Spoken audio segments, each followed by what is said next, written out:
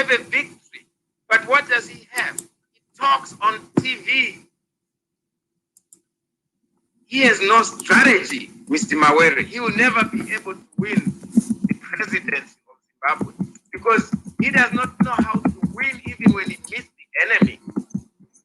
There, people can compare him next to the enemy.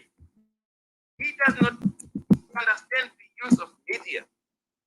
He has to look youthful, great, meets him, and there's a photo. He has terrible advisors. That is why he's failing. And that is why he is not going to be able to develop the people, but he will develop himself. And that is why I say, let Kube run this thing. And if she fails, I want to retire to Zimbabwe. And I'm not going to have it. I'm not gonna retire under despotism. So it is my duty to make sure that the opposition is strong. Because the case against ZANU-PF has been made and it is clear. So we've got to fix the opposition and have them even get what they can get for the people. Because if they run away, they don't get anything. ZANU-PF gets worse and worse. There's no one saying, hey guys, go teach and witchcraft. So everything gets worse. They keep printing money. There's nobody who knows what's happening. How can you talk about anything when you don't know what they're doing? At least if you are in their face, you can see and you can then say, you make friends and they'll tell you things when they get upset amongst each other. You know, he has no intelligence. He's got nothing. Because we haven't had anything, major. You know, as much as corruption is happening in Zimbabwe, I'll have an anti-corruption team in MDC to do the job of finding out credible investigative information. You got the money that you're getting. You don't even have to. You can create a division just for that, just to make sure it is there privately for. Make sure you expose some of these things that will shape people's future, that will stop the rot. You have to stop. But if you are part of the mess, if you are part of it yourself, and if you are part of an unconstitutional behavior, it's hard. And if you've made relationships with criminals, with G40, which it becomes very hard. There are certain people that you shouldn't even have to associate with, no matter how much money is at stake, for the sake of having to preserve the appearance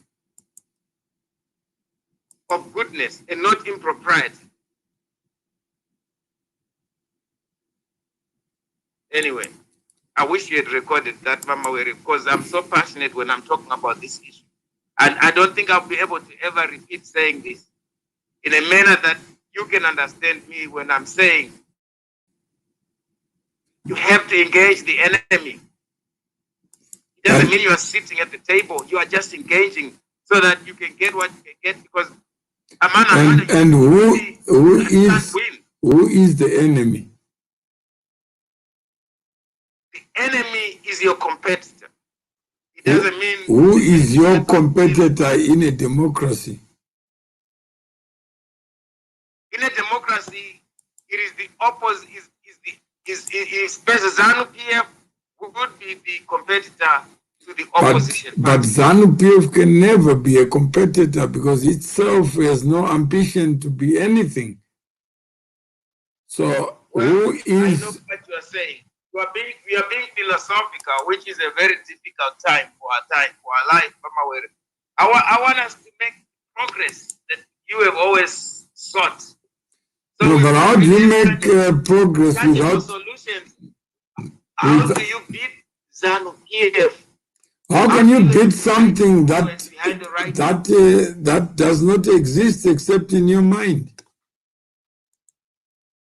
ZANU-PF is represented by individuals who are in the organizational structures of ZANU-PF. Mm-hmm. And they are in government.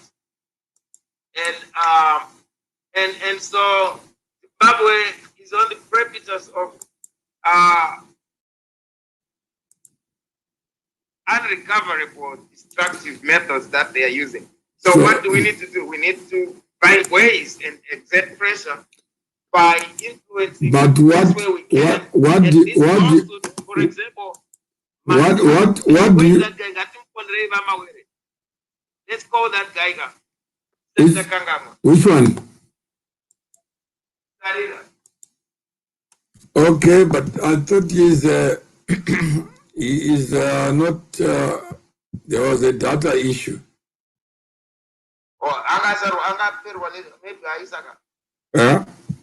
Let's check. Okay, so you can go ahead. Yeah, I think it's ringing now.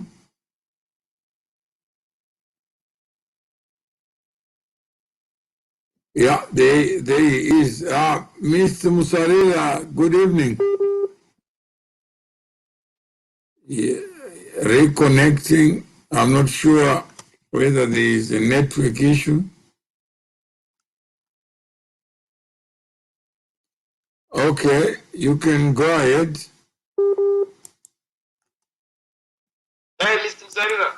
No, you can. No, he's not reachable. But your understanding of ZANU-PF is very intriguing.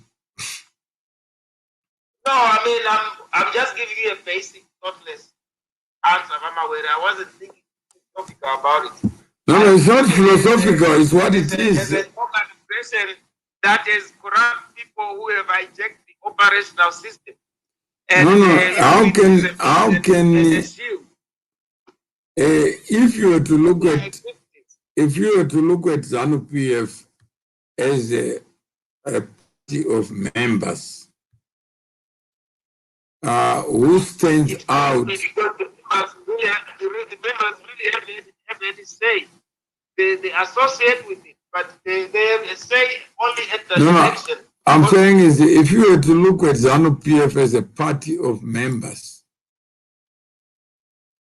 and which members do you think you are opposed to?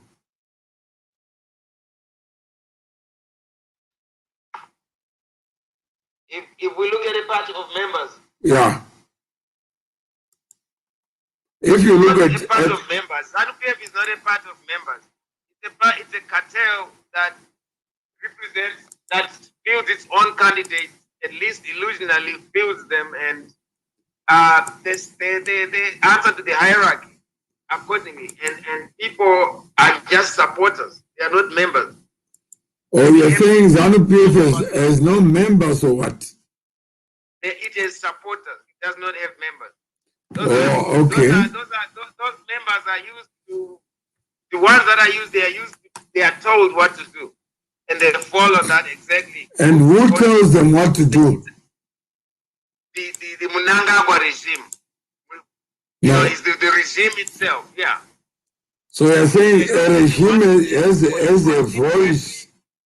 Each constituency, they say, people are told, they are told, loyally, and those people are also rewarded. The cartel, the ones. So are you prepared to learn and learn and relearn? Of course, because you can always learn more. I mean, in a basic concept, in my optica. Are you prepared to listen? My brother being. Are you prepared to listen? Very much so. Let's get started. Yeah, so if you are prepared to listen, then you say, I want to be a student of things I don't know. Because if you already know them, you don't have to learn. I'm always willing to be a student of things I don't know. Okay. So did you know that ZANU is a club of members? Okay, I'm learning. That's lesson number one. ZANU-PF is a club of members. Yeah. What is the definition of a club? It's an association of members. Sound like you just said the same thing. But okay. Yeah, it's an association. It's people who agree to come together for a shared purpose. Right. Yeah? And that shared purpose could be for members to assume public office positions. Right. So that they can then use those positions to advance shared ideas. So that makes perfect sense. Yeah, so in the sense of the description of the Republican Party. That's right. So when you look at a party, itself is like a highway. It is used by motorists who want to go from point A to point B. But the highway itself has no destination to go to. It is what it is. It remains where it is. So ZANU-PF is one of many vehicles of people who want to advance their interests. Right. So they use the highway. But if I were to blame the highway for an accident, then it means there's something wrong with me. It's not a philosophical discussion. A highway remains what it is. A car or a motorist is the one who wants to move. He has got somewhere to go to. What could be the part? Most people in ZANU-PF, they just share position. They just share. No, they are using the highway. Some never reach where they are going, but they are all belong to the same highway. Some are slow on the slow lane, some are on the fast lane. All right. And some arrive earlier than others.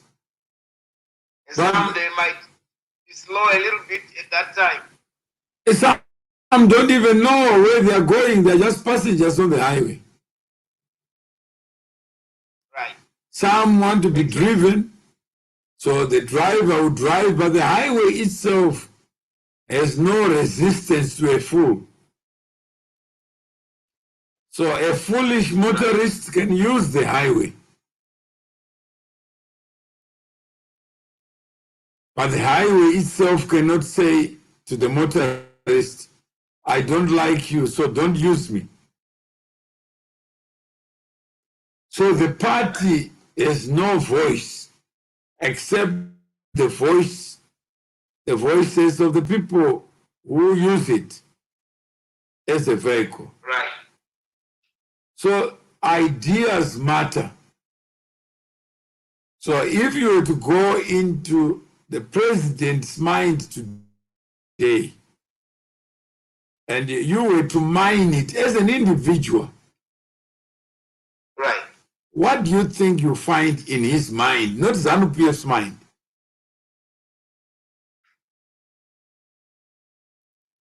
I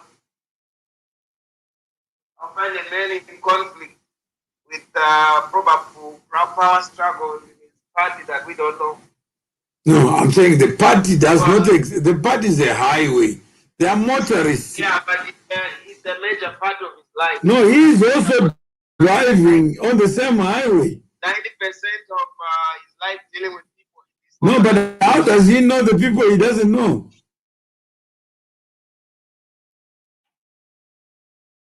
So do you agree that a president is a human being, a man of flesh? What I'll find in his mind. Job. Yeah? His job if you asked him a question, is Zimbabwe a constitutional republic? What do you think he would say? You say, of course. Of course, yes. Yeah. Then you ask him, what makes you think that Zimbabwe is a constitutional state, what do you think his answer would be?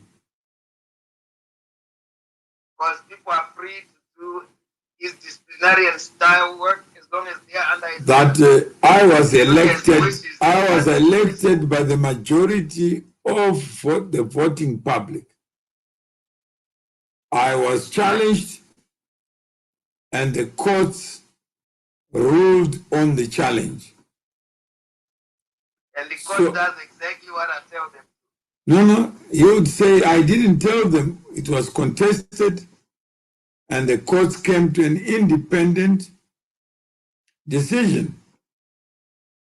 There's no way of deciding anything. You are not listening anymore because you are already going beyond. All right. Yeah, we're just talking to a person, not a party. Right. That what he knows may shock you. Because he may think that he actually relieved Mugabe constitutionally. And that his actions, his choices, and the people around him were actually constitutional. Right. Yeah. So talk to your president, the person, not the president, the animal, or the object. He is a person. Talk to him in a language that he can understand you, but the moment you start blaming the highway, you also blame the highway's potholes. Right. Instead of looking at his windscreen to see what is ahead of him. How many people divert attention to a mirage when they should be talking to the person they want to talk to? Right. Huh? A lot of people. A lot of people. So if there are a lot of people who are in that position, then let us be the first ones to understand that what we know is not what everyone knows.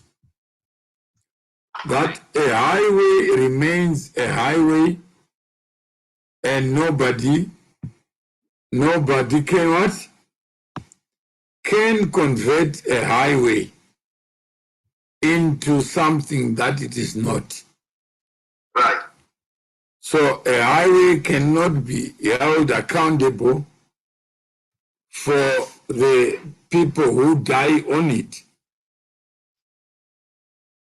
So how is it that the highway is infiltrated by sharks?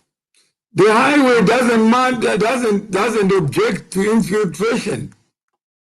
We have Mr. Sharks. But they are there. Are they supposed to be there? We now have Mr. Musariri on the line. All right. Oh, yes. So welcome back, and we were just talking to Mr. Mafa, so that have you done cost on this case? How much it will cost to hire a lawyer to get it to the court? Yes, the initial deposit, the minimum that I got was 2,500 with an advocate by the name. Hello? Yeah, he's saying that it's an acceptable deposit, but although initially he wanted 4,000. That's ridiculous. Who said that? What are you saying? What are you saying, Mr. Mafa? No, I'm trying to see who lawyer was. He has contacted two lawyers. Okay. And one is an advocate. The other one is, I think there are two advocates. They were saying that before they can even do the papers, right. They need a deposit. Well, and then a lawyer out there who's compassionate to pro bono work in the state. No, they've already discounted the entry fee to allow the case to go forward. So what I'd say to Mr. Musariri, it's important for you to be understood by the public. When the general public understands you, then it's easier to get somewhere because there will be a buy-in. Yeah, the buy-in is in So, Mr. He wants to just study the case first. And No. the deposit, study the case. No, most lawyers are not like Mr. Mafa. It's fine. Because even to understand the cause of action itself is a problem for a lawyer who is sitting in a room. That's why we have a lot of confusion in Zimbabwe today. There are many people who are called lawyers, but they are not lawyers. They actually advise you the wrong way. Right. And if you have seen the problem that Zimbabwe and its political actors has, it may emanate from the position that we trust our lawyers to know what they don't know. Let me ask you something. Can we not draft this lawsuit ourselves? No, we can draft it, but it's not. You can file it in court. No. First, it starts as a conversation, Mr. Mafa. Right. I'll just very straight to the point. I want action. No. I'm trying to. You're not listening. You may rush to the river and find there's no water. First thing, Mr. Mafa, what would be the distinguishable features between Mnangagwa's ascendancy to presidency and Chamisa's ascendance? Because here you have a judgment, a Supreme Court judgment that confirmed the High Court judgment. Still, after the judgment, there are still disputes, including the lawyers who were before the two courts. How do you explain that, Mr. Mafa? Well, number one, we have a situation where the court has determined that a political party must have leadership in order to contest the election. That's number two. Convening a meeting for the replacement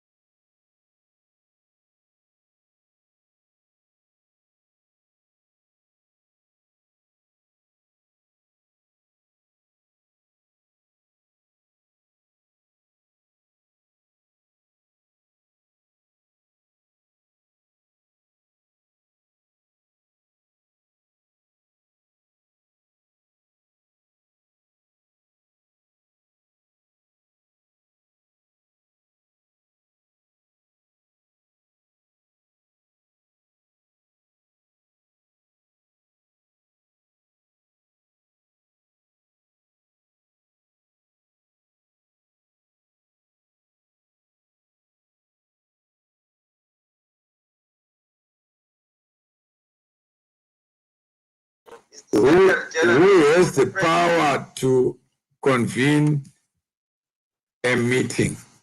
President. Yeah, Mr. Mafa is right. I concur with Mr. Mafa. President is the one who has got all the powers to convene a meeting, but the other ones may only do so.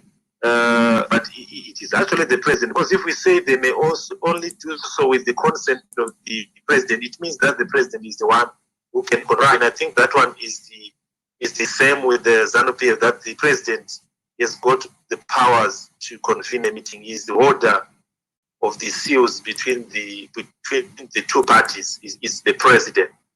So are you saying that that's a settled matter? Is a yes. Okay, Mr. Mafa, are you saying it's a settled matter? Oh yeah, it is, definitely. Okay. So you agree? We agree, 100%. So let's say I was to import Mr. Wende into this conversation. What do you think Mr. Wende would say?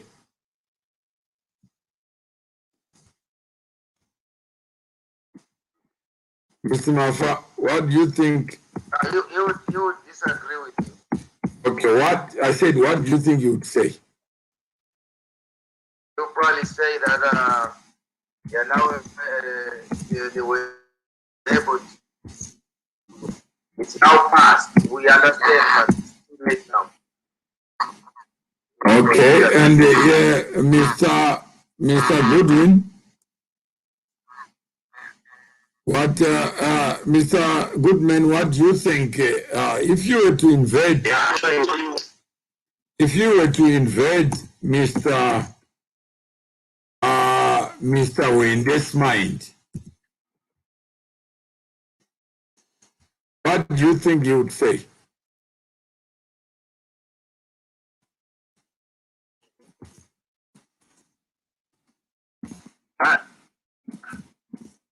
Yeah, I think you oppose for the sake of it, but it's like what you know. I am saying, I think you come up with some complication to the meds. Okay. Say that the chairman can also convene. I'm sure. I'm just agreeing with Mr. Mafa there, because I think it's just a question of disagreeing for the sake for Mr. Wayne, because he may actually bring in a complication of the relativeness of the matter that the Secretary General and the chairman can also convene, and the president is just a partaker of the meetings, but that's really is on interest. Sure, the Constitution is clear. All right, Ms. Mafa, are you satisfied that Mr. Wende may dispute? You read section 6.4.2.6 of the Constitution of the MDC.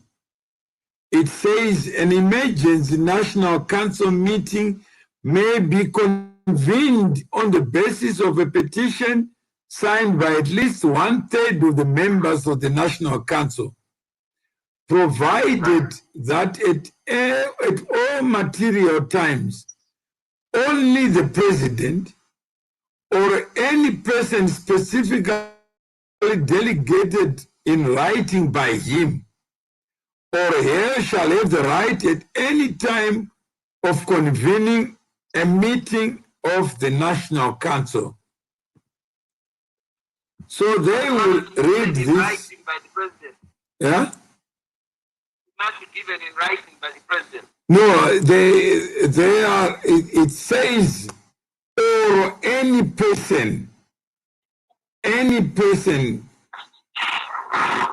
at all material times, it is the president.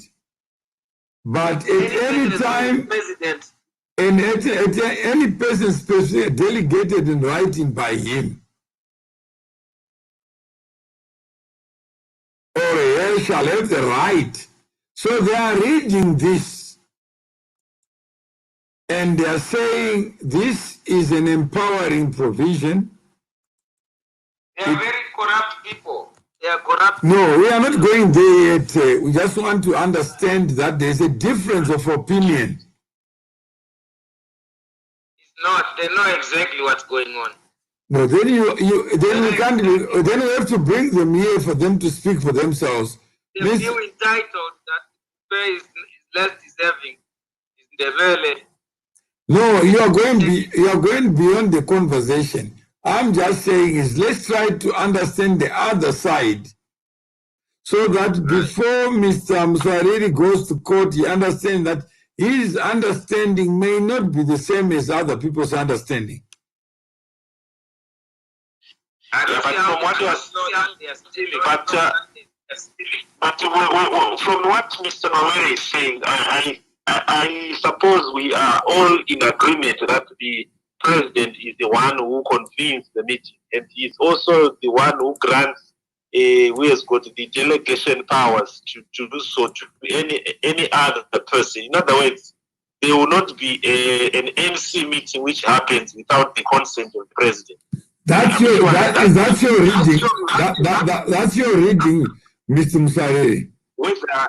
Yeah, but I'm actually taking it from what you read, Mr. Mawere, that no, but in either event, whether he is the one who is convening it directly or the one that other person who is doing it is only doing it when he is assigned in a written way in all these limitations in terms of consent prescribed by the. But the bottom line, there will never be an NC meeting which happens without the knowledge and consent of the president. Mr. Mafa, do you agree with that reading? That is the bottom line, all along. What's been the bottom line?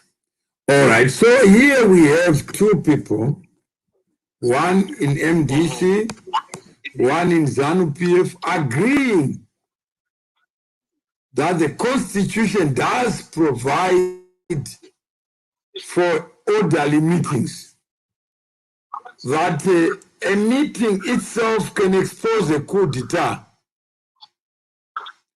and the right to convene a meeting determines the meeting's validity. The right to preside over a meeting also determines the validity of that meeting. And even in terms of the MDC constitution, there are people who are specifically delegated to do something, and they possess the right. And that right is actually entrenched in the Constitution.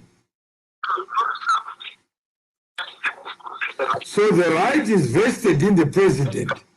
And Mr. Mafa, you are a member of the MDC, is that correct? Yes. The meeting that was held yesterday, what was the meeting about? I don't know anything about that meeting. It was an illegal meeting. No, but from the people who convened and held it, what did they say the meeting was about? They said it was to exercise a section of the speaks of the Constitution that they can recall, or at least ask for direction. No. Did they call the meeting the National Council meeting? That is exactly right. Yeah. So in order for this meeting to have been valid, what would have been required in terms of the section that they are deriving authority from? They were supposed to have a person with a letter from Dr. Kupe saying they were authorized to convene the meeting, or Secretary General Mondora saying he's been authorized to convene the meeting. Likewise. So was that letter ever produced? No. To the best of not happened. Zero, not a single day. They felt that they did not need consent. Even though it's in black and white, they should have had consent. Large says, but there was a petition by the National Council. Right. A petition does still not guarantee that it will be answered. A petition is just that. It doesn't have to be answered that unless if it's a legal court document. And Mr. Musariri, what is your comment to that? Yeah, I would really want to see a situation where we have got an unequivocal delegation from the president, something that is not something that does not bring other things except an express delegation. No, Mr. Mafa has already said that there was no such letter produced. Yes, there was no such. Yeah, so you don't have to look for something that was never produced.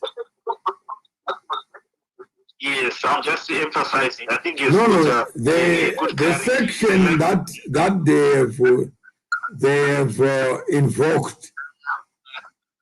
That section. Maybe you can come again on the section 6. Yeah. Maybe I skipped that a bit with the network, but I thought maybe it was a clear thing. But can you just come again succinctly or in brief so that I can comment without babbling? No, that section on its own, it talks of the power of members of the National Council.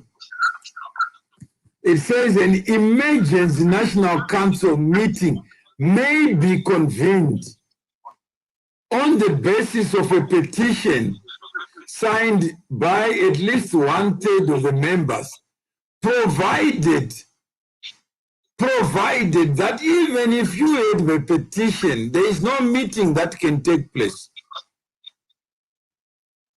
unless the president or anyone appointed by the president and delegated by the president in writing.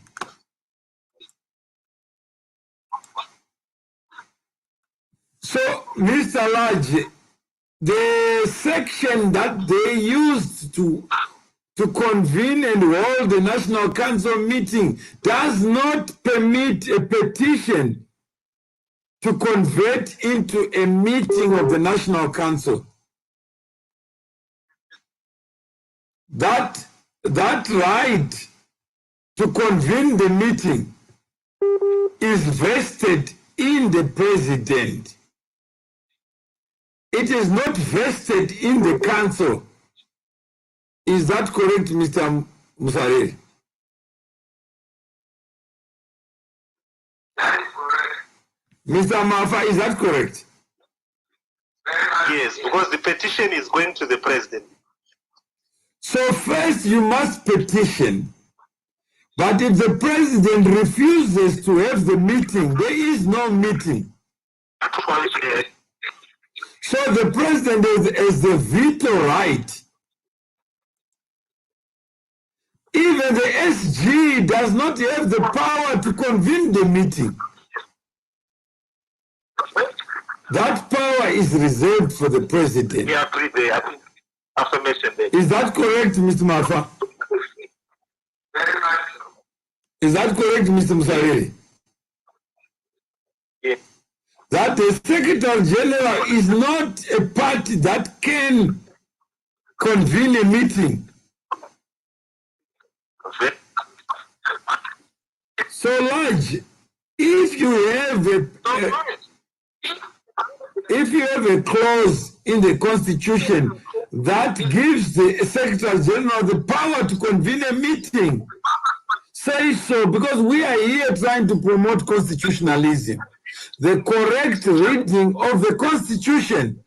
Here we have a member of the MDC, a member of ZANU-PF agreeing that the proper interpretation of the Constitution is that no one can convene and hold a meeting without the president's knowledge and consent. Is that correct, Mr. Mafa? Very much so. Yeah? Yes. So, Mr. Musariri, do you agree with Mr. Mafa that absent Madam Coupe's consent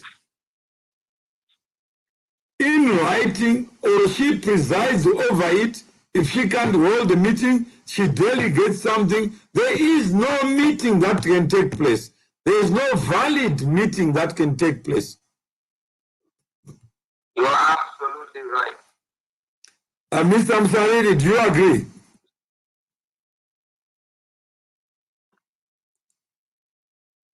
What if executive is not responding or avoiding meetings?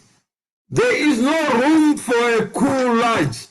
If the president says no, there is no meeting. Period. That's what the Constitution says. Is that correct, Mr. Mafa? Right. Yeah? Yes. There's somebody who's playing, Yes, spot on there. can someone who's playing put that down? There is no meeting whatsoever. Yeah, I think somebody's playing in the background. Headphones, but I mean, Mafesi ayo ezanu mamaona ne-MDCT vari kuzama lucky but harisi kwavo ai itimu yema-losers ari kuzama kudzidzora kufamba court haivhote but vanhu vanovhota. So somebody has responded and say we are a bunch of losers. We are puppets of ZANU-PF and MDCT. Yet the meeting yesterday was held in the name of MDCT. Is that correct, Mr. Mafa? right. So, Mr. Musariri, what lessons do we learn about the meetings of the Central Committee, which is a similar organ to the National Council of the MDC? Who has the power to convene and hold the meeting? And Raj, before you answer that, who holds executive to account? The president is a creature of Congress. You give the president too much power. That's what the Constitution says. Center of power. Yeah, in the end, it's actually based on one center of order of the seal, which he cannot delegate to anyone. Then when he is actually Fully protected. on the medical, fully protected. To give room to the president to fear, being somebody, and he has to always play nice, knowing that power is also held by other people he trusts. And the board of directors, they can't even they can't even sleep without his consent. What kind of meeting and nonsense have you ever seen? No, this is not, Mr. Mafa, we are not discussing that. We are just discussing what is in the Constitution. They are violating the law because they realize it's nonsense. They should have never done that.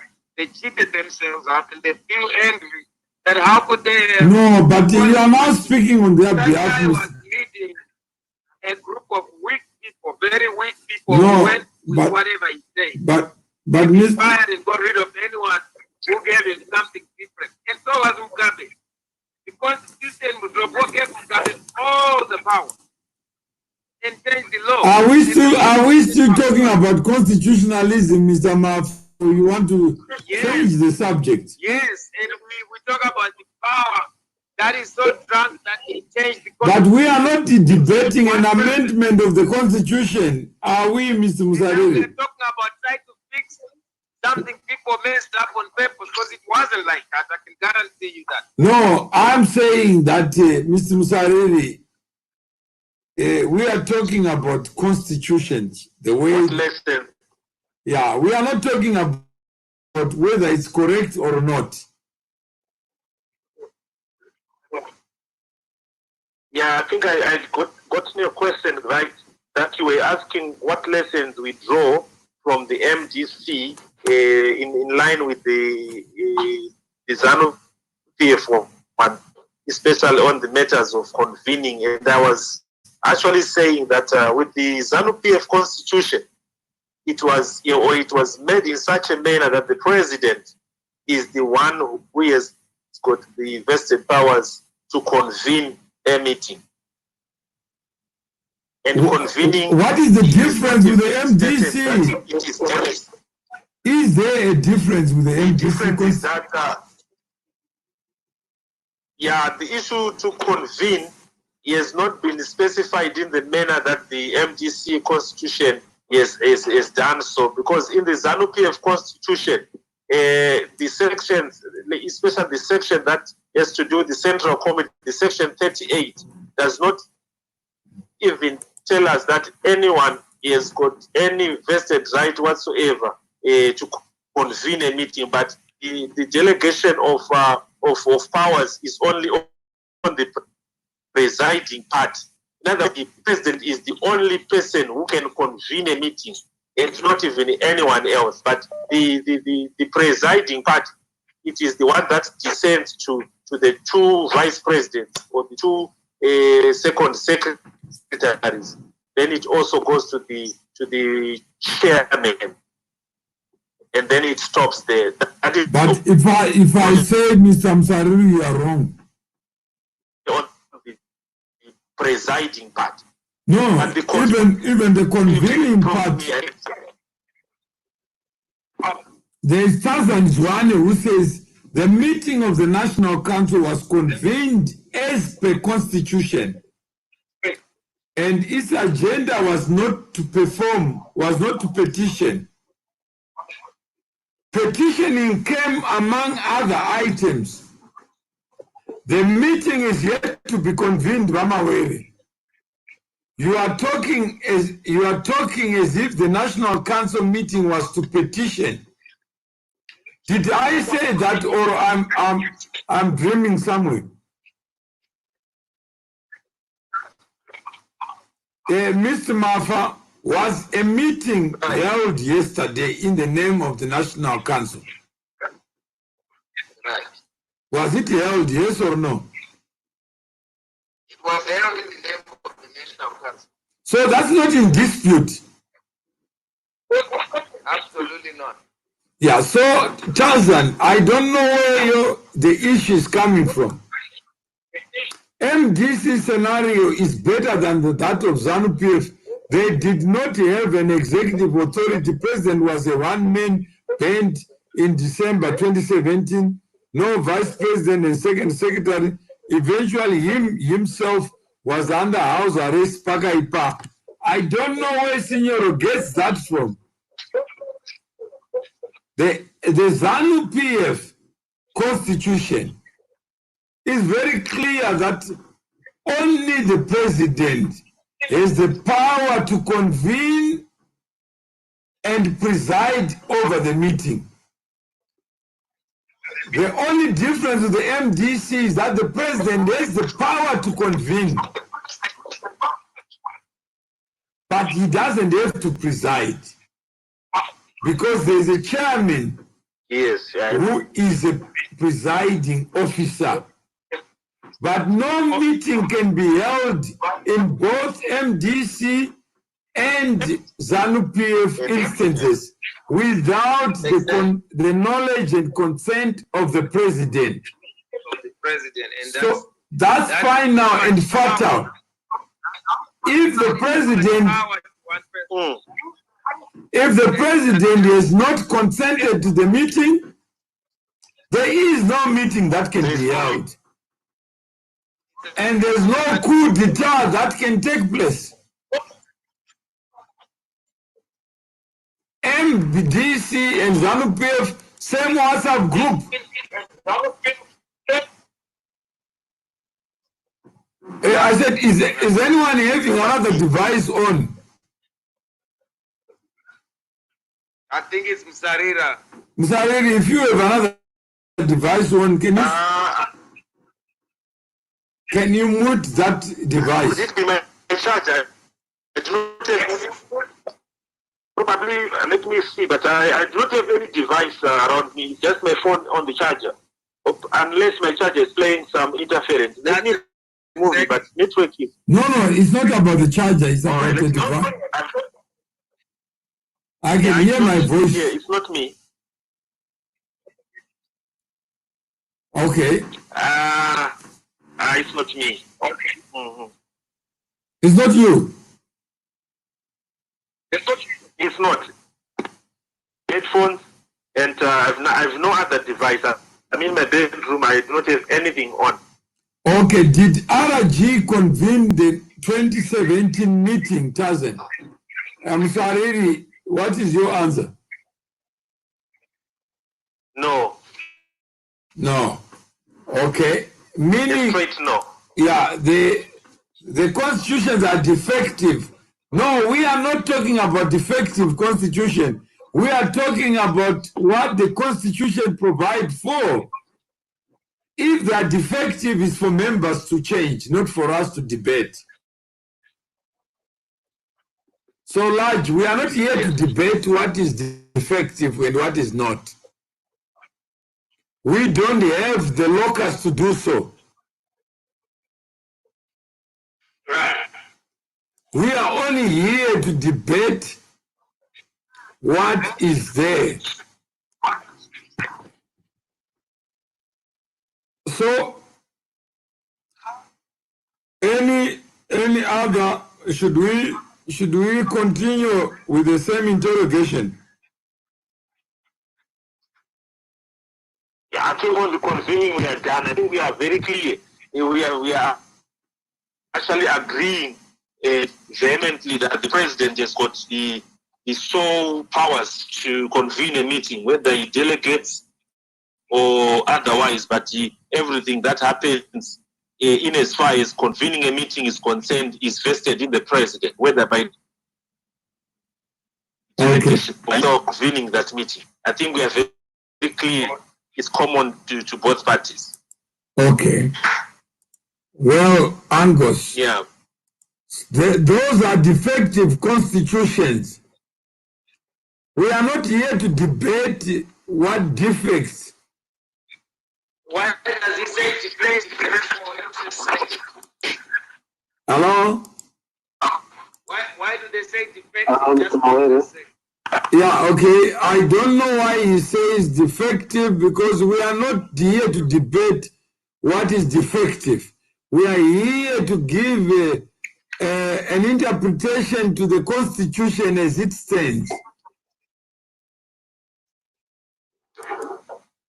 We are not here. The meeting was held purportedly in terms of the Constitution. So we cannot depart from the Constitution.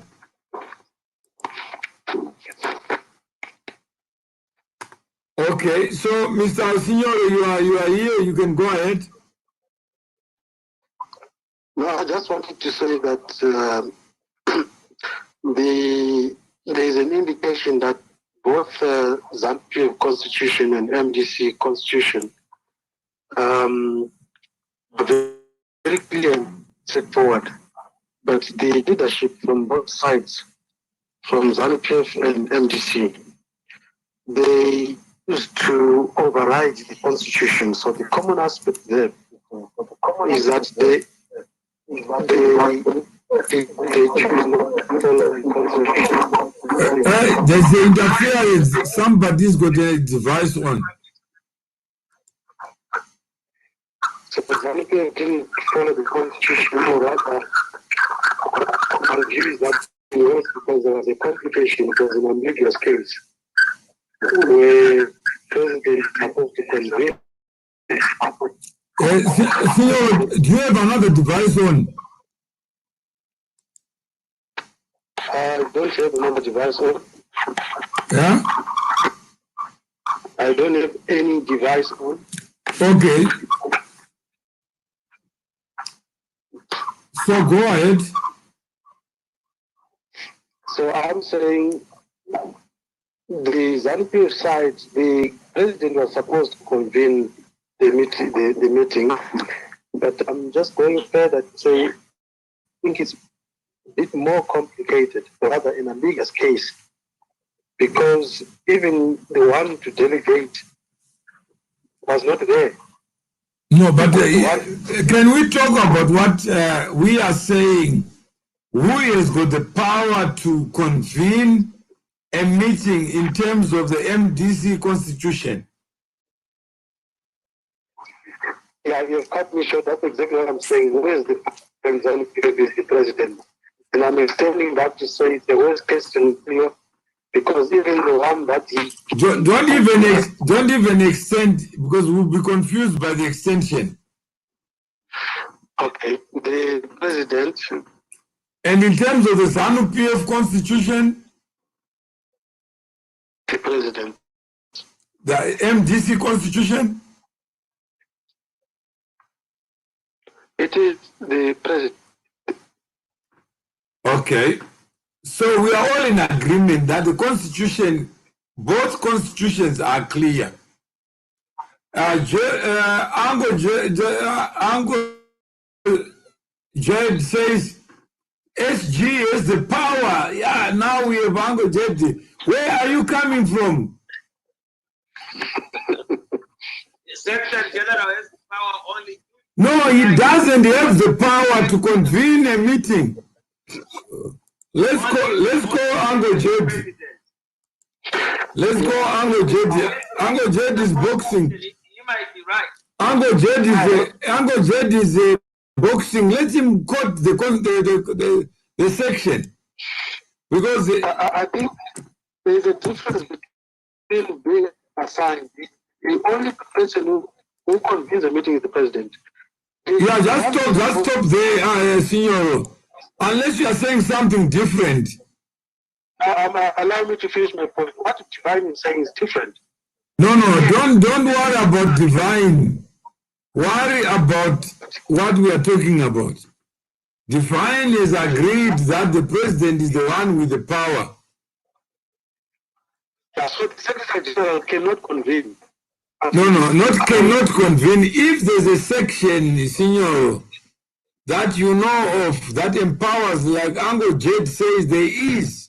So we've called him to come here to tell us where he got that gossip from. Yeah, but we've read this over and over again. It's clear he can come. No, but Signor, you are not Uncle Jed.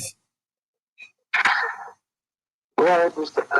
Yeah, so let's allow Uncle Jed to come and acquit himself. You and us here, we have agreed it's only the president. So if somebody else has got another version, let him come and tell us, educate us the provision that empowers the Secretary General to convene. Oh, I got it from Monzora. That's what Monzora is, the Constitution, Uncle Jed, or what?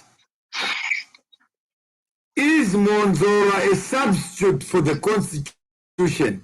We have the Constitution. You can read it yourself, Uncle Jed, and tell us. We just told you the provision that they relied upon. It doesn't mention the Secretary General, Uncle Jed.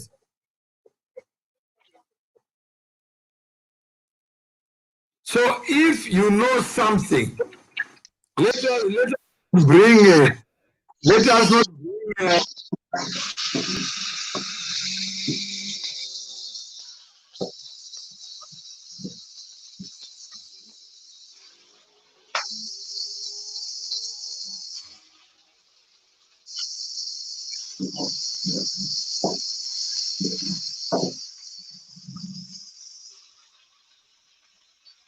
Hello?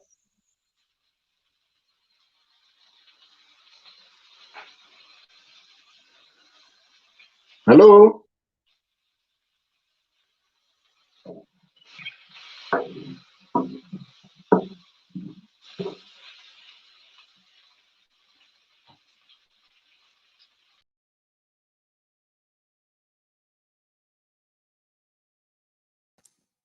Uncle Jed has disappeared. I think comparing situations yakaitika kuzanu neeku-MDC is to compare oranges with lemon. They look alike, but they are not alike. But in a classroom, because maybe you are close to correct. Uncle Jed, welcome. Yes, sir. How are you? How are you? How are you? We want your legal expertise. You are talking something we don't know. And no, I don't have any legal expertise, but when I made that comment, it was derived from what I heard Munzora say. He said that the power to convene a meeting at the level that it was supposed to be convened rests with the Secretary General. But in the event that it is an emergency meeting, then the president of the party retains that position to call for a meeting. so that is the same interpretation, Uncle Jed, that we have.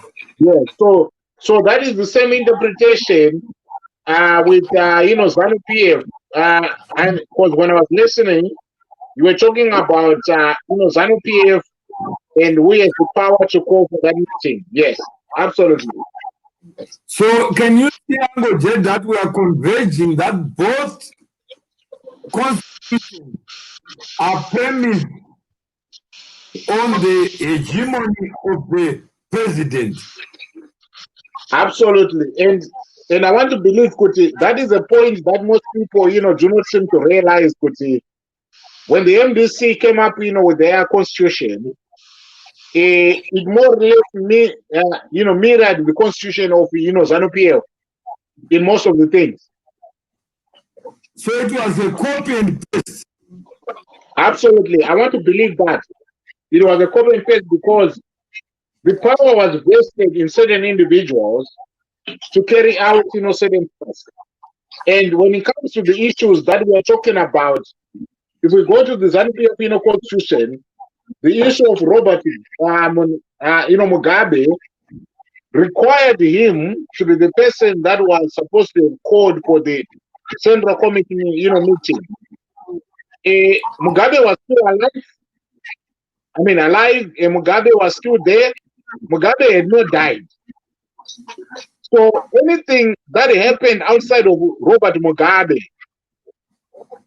and Robert Mugabe not having expressed the view that he is incapable or incapacitated in a manner that was beyond his control in terms of his health, then that would have been something else. But what we are having here is situations whereby these individuals who are supposed to be calling for these meetings, their incapacitation is outside the limit of their control. Yeah, probably the networks, but I'm here. I can hear you. Okay. Yes. So on that basis, can we then say now that the meetings that were called were constitutionally, constituted, followed everything that is supposed to have been followed when it comes to the calling of this particular meeting. That is where the bone of contention is, and that is where we need a remedy. So, Uncle, do you agree that we don't need a remedy if the Constitution limits? Can you say we don't need what? We don't need a remedy if the Constitution expressly prohibits something. No, we don't need a remedy. The remedy that we might need is itself. Because you know what, if the Constitution is clear, that is the only remedy that we need. We need just to follow what the Constitution says. So do you agree that in respect of this dispute, instructed? Do I agree? Sorry. No meeting can be held without the president's knowledge and consent in MDC. Absolutely. Because if the Constitution states that, why then would we want to be circumventing that when it is clear that the Constitution is saying what it is saying? Because if we then go against what the Constitution is saying, what I'm saying is we are now attempting to rewrite another Constitution. No, we are now working outside the four corners of the Constitution. Absolutely, which means we are coming up with a different animal altogether, which is divorced from the Constitution, that exists. So, to you, Uncle Jed, we have Musariri here.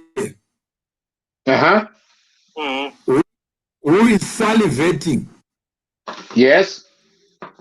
That the meeting of yesterday actually vindicated and crystallized his course of action. Absolutely. I want to agree with him 100%.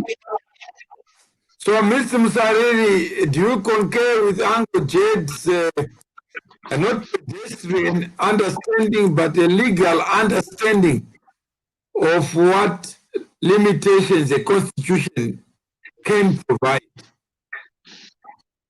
Yes, I totally agree. And it's now very clear that the president is the only person who can convene the NC meeting and who could also convene the central committee meeting or a central committee session for Zambia. I think this is now very, very clear here with regards to the president's power. Okay, so Uncle Jed, do you agree that there is no shared understanding of constitutionalism? Can you repeat that question again?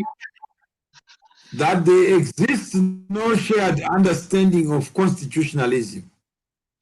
Wait, you mean in which organization? In the MDC?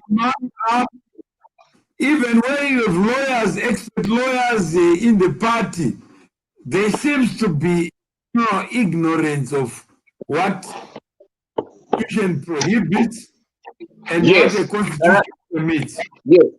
What I want to believe, what I want to say that, in response, to that question is, what we are seeing unfolding in the Zimbabwean politics is a situation whereby you have got one group that want to stick to what the Constitution says. And then we have got another group that says, forget about the Constitution. What really matters and what is on the ground is the views of the people. Populism is the order of the day. And that should be the thing that should be driving whatever decision or whatever direction a certain entity, takes. That right there is born out of the realization by some sectors that if we want to follow what the Constitution says, they are going to be found wanting. But on the basis that they believe that they have the people behind them. Aren't you being a prophet now? No, I'm not being a prophet, but I am actually articulating my facts vis-a-vis what is happening on the ground. No. What if, Uncle Jed, ignorance is pervasive and illiteracy is bigger because people don't want to read the Constitution? You see, when it comes, to that issue, I want to agree with you. But my agreement with you is limited. The agreement with you rests with the generality of the population. But you see, the problem that we have in our Zimbabwean politics, when it comes to making decisions, the Zimbabwean popularity or generality, the Zimbabwean population does not matter. The decisions that when it comes to the making, the decisions are made by those people who are at the top. I want to qualify, that statement by saying, Uncle Jed, yes. Can we just suspend knowledge of Zimbabwean politics? But how can we separate, the two? No, I'm just asking for my indulgence. All right, okay. That let's start from zero ground. Okay. As if we don't know what we don't know. Right. So that we can begin to have a new conversation. Absolutely. We are saying we don't know what somebody with somebody else.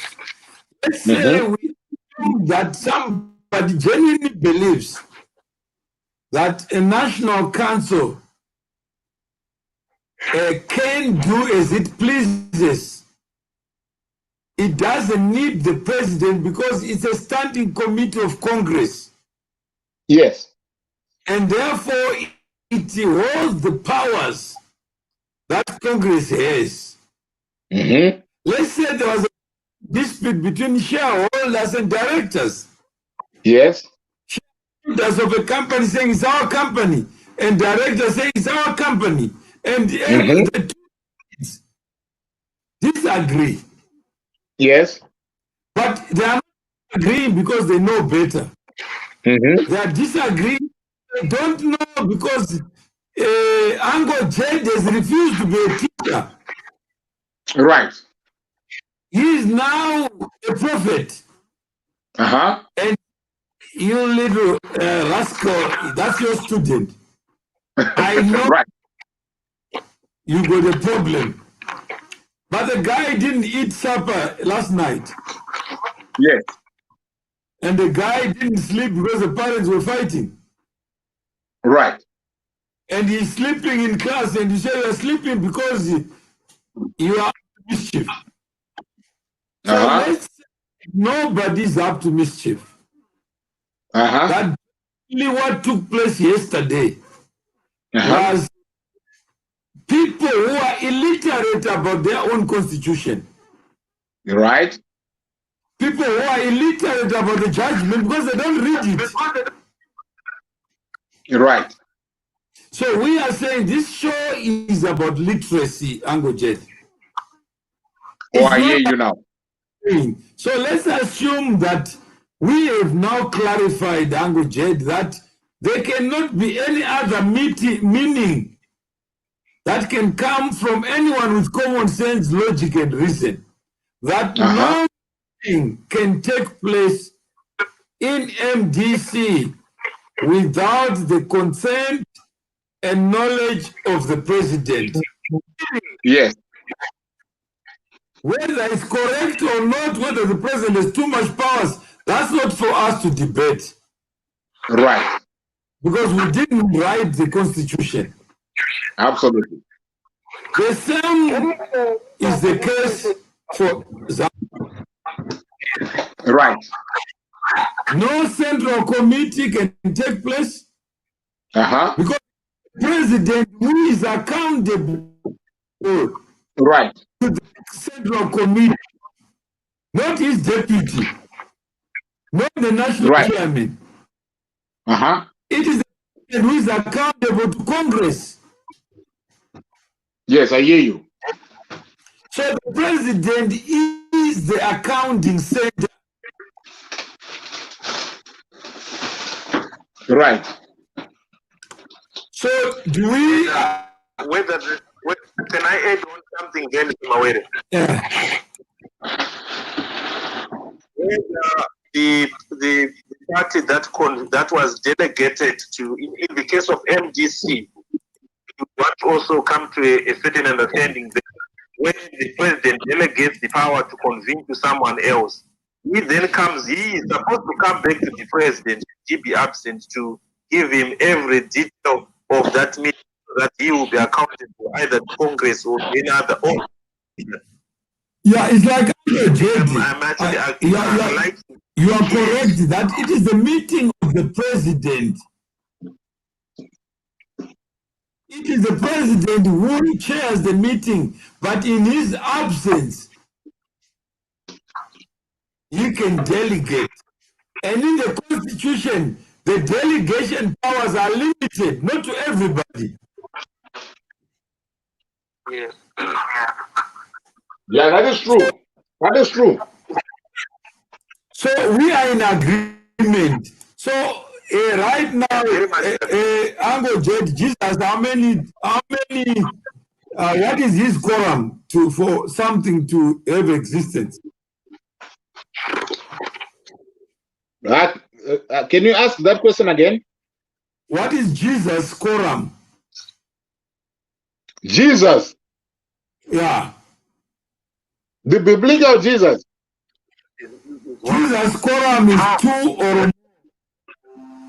I'm not sure about that one, but I just know that Jesus had 12 disciples. So whether they are present, maybe the quorum or not, I'm not quite sure, right there. But His quorum I want to believe that the fact that he would be having his disciples most of the times, then everything that he did was within reason.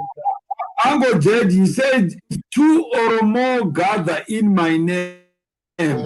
All right. Oh yes. In terms of the church, It's fine.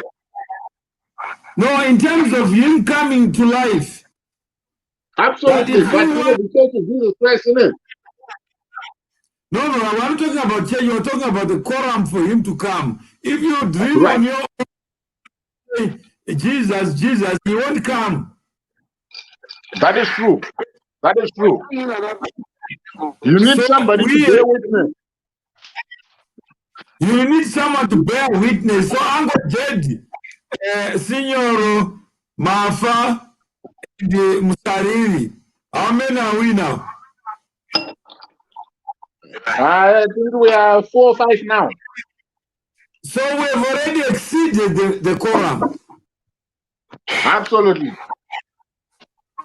So anyone who will say from now onwards that the president does not have the power, then you don't need the 3 of us. Right, I hear you. And then 3 sellouts to destroy Chamisa, that won't work. Agree calling us sellouts. Right. Agrippa does not talk of the constitution of the MDC. Can you imagine that you have a Muslim talking about Jesus? Or calling it the Pope. So you can go ahead. Yeah, I just wanted us to look at these 2 issues deeper. Because who was acting president in MDC, was Coupe the legitimate, or there was the president? Who was the vice or acting president? I don't know. Signor, do you want another conversation of acting what? This is why I say there's a need for participation. You know, No, I'm saying is our show is simple. We just wanted to clarify the power of convening. Yeah, so and presiding. And we are not even concerned about Coupe. Because that is taking us back, to another issue. But from how I've understood it, it's clear. Whether Mgabo was under house or not, it's not our issue today. Absolutely. The Secretary General having been assigned the certain time. No, we are not interested in that. Because we don't want even to talk about the Secretary General. He doesn't have the power. Yeah, so if I hear you correctly, so let's understand that it is the president. So my question is, what is the way forward? No, we have no way forward. We just wanted to clarify that point. Not the way forward. So what else can we talk about? No, we don't have an obligation to talk about anything more except to waste our time on an issue that doesn't fall under our purview. All we are saying is that let's help literacy.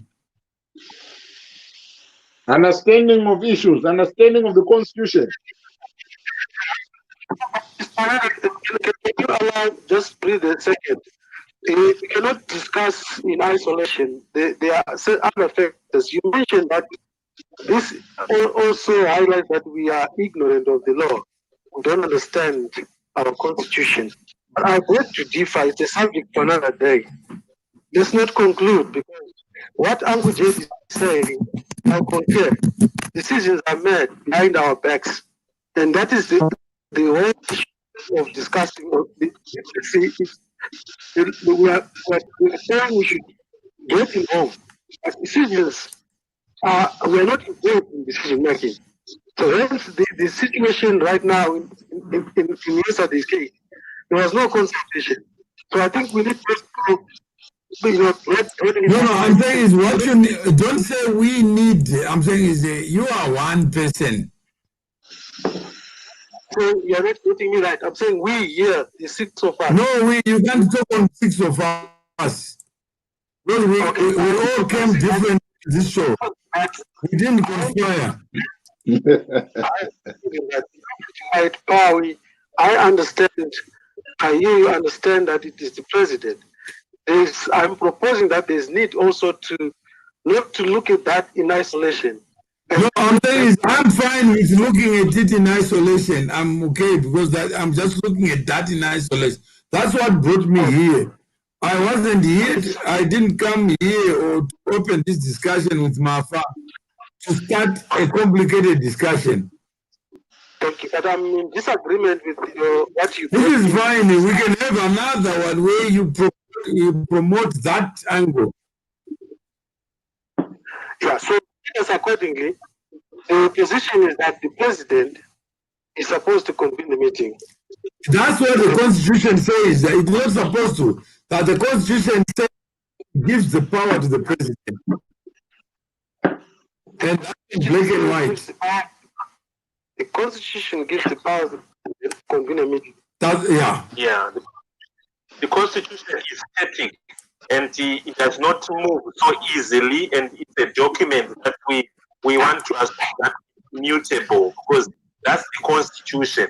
So when we talk about the conditions or the supervening impossibilities, or what natural persons bring into the environs where this Constitution is operating, it's something else. That's what Mr. Mawere is saying, that it's now something else. But the Constitution itself is telling us that the president in both MDC and ZANU-PF is the one who convenes the meeting. Whether in MDC is delegated to so and so according to the Section 6 of the Constitution, it's another derivative, but the line is the derivative coming from the president having vested powers to convene. So that is not changing. And I also want to disagree with Mr. Mafa when he says that it's undemocratic. You know, the democracy of the Constitution or the supremacy of the Constitution, our party Constitution, actually come in when we abide by the Constitution. So the other elements of amendments to the Constitution, what our constitutions provide for that is a process for amendments for these constitutions. But when we are talking about the convening of meetings according to the constitutions, let's just stick to that and let us educate everybody who wants to learn that it is surely the president and no one else who can convene the meeting, so that we do not waive the issue of literacy. Then when we want to say the fairness of the constitution, I think it's another day where we say, is it fair or is it whatever angle we may want to put, but even if we do so, then it distorts the whole purpose of having a constitution in the first place. Because every entity power, then there's separation of power somewhere along the lines. I think we can always discuss that. But according to our constitution, it's very clear the president is the one who can convene a meeting. The MTC has variations to that on the delegation part, but it's strictly the president who can delegate. So we are together. Then let us agree on that point, Yeah. Signoro. Absolutely. Then we are most. Yeah, I think Yeah. Because also, you know, one other thing, that I feel damages our conversation on the constitution is we endeavor to provide remedies to what is supposed to happen in a particular situation, but those remedies are not what would have been prescribed in these constitutions that we are talking about. So I'm speaking to the failure of the constitution to be providing for certain eventuality that we end up, us as the general public or us as the people that are invested in this or interested in this, try to then say maybe things would have gone this way. But these constitutions are clear. If it says the president is the one that is supposed to be calling for a meeting, so be it. That is the clear position. We cannot override that, or we can never rewrite that, because it is there in the constitution. If there's ever going to be a period where that is going to be amended or changed, then that is a discussion for another day.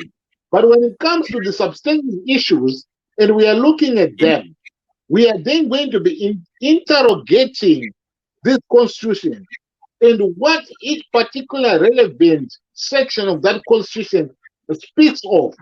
The moment we want to be speaking on behalf of those sections, I think that is where we end up losing it. We end up losing the argument, because we've got our own argument that we want to put forward, but that would not be the argument that will be speaking to the relevant sections of a particular constitution.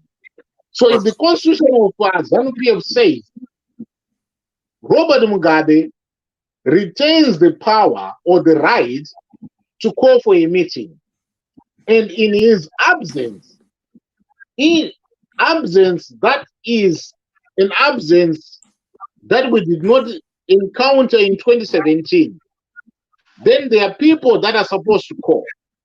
But you see, what we are trying now to do is we are now trying to rewrite these constitutions, basing it on the eventualities that have happened or things that have happened, which were not prescribed for by the constitution that we are talking about. So that is my issue, and that is an issue that I think does not need to be clouding the discussions that we are having on this platform in this particular moment in time. Because the moment we try to remedies or to suggest remedies to what would have happened or to what ought to have happened, then we are going to be losing the plot. No, I think Uncle Jed you acquired a new title, the Master of Constitutionalism, Yes. because Musariri, even Agrippa say the guy makes a lot of sense. So, Monsignor, I know you want to give legs to a matter that is before us, and we just wanted to clarify this. We just put it on the table because it was a discussion with Mr. Mafa. I don't know whether Mr. Mafa is still alive. I'm here. Yeah, it was Mr. Mafa who instigated the conversation. Mr. Mafa was talking to Mr. Musariri. Mr. Musariri was giving Mr. Mafa an update of the constitutional challenge that Mr. Musariri threatened on Ango Jet's show. They were together with Mr. Komich. So Ango Jet, you never came back to Mr. Musariri to say how far. You know what Ango Jet? What happened after your show? No. They soon divorced these people. Right. Immediately after your show, Komiji said he's attending to factional fights. Right. And he has no time for ZANU-PF constitutional mischief. Well, ZANU-PF is the ruling party. Yeah, he doesn't recognize that. He says the mischief in ZANU-PF is none of my business for now. I want to finish Computer and these people. But you remember what he said? That is a myopic way of thinking then. You remember what he said on your show, Ango Jet? He was even prepared to rise above partisanship. Yes. And work with Mr. Musariri to iron out the differences between ZANU-PF and DC, and why this judgment is a bridge to a better Zimbabwe. But no sooner did they leave your camera. Mr. Musariri, you may want to give Ango Jet, since we hijacked him. We ambushed him. Ango Jet, but where are we with the Komich? Right.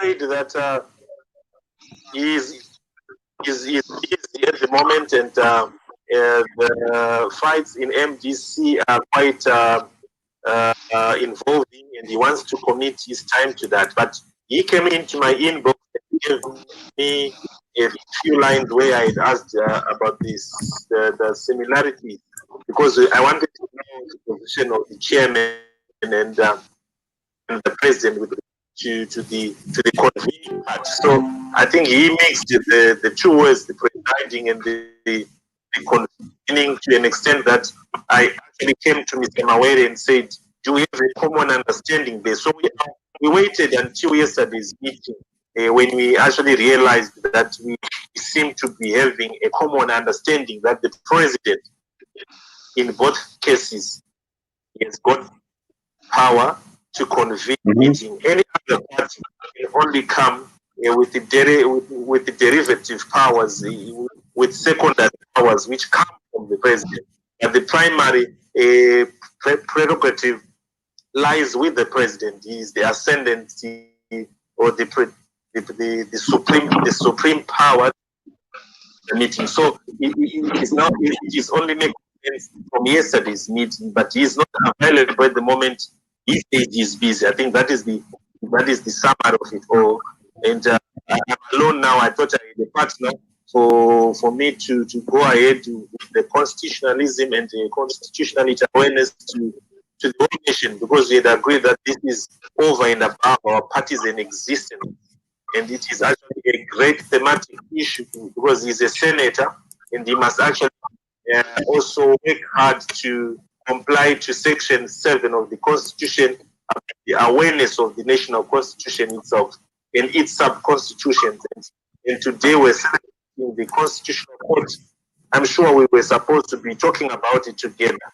What does it mean, and what would it mean to our exercise that we have come up with to say that we are going forward in a non-partisan involving all parties, me and the committee being the champions to preach about constitutionalism.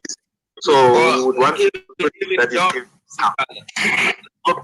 yes, we want to bring all these energetic honorable members. And what did you say about Job Scholar was, is he seemingly willing, or is actually afraid, more like there's a relationship with Nangagwa that he's protecting?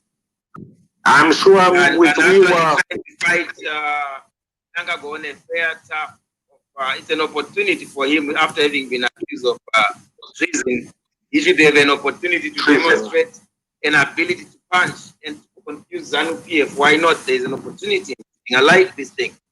And yet, he's saying, and I'm not involved. I'm not involved in such a lawsuit. He seemingly was trying to send a message to Nangagwa. I'm not doing that. Did you not? Don't you feel that?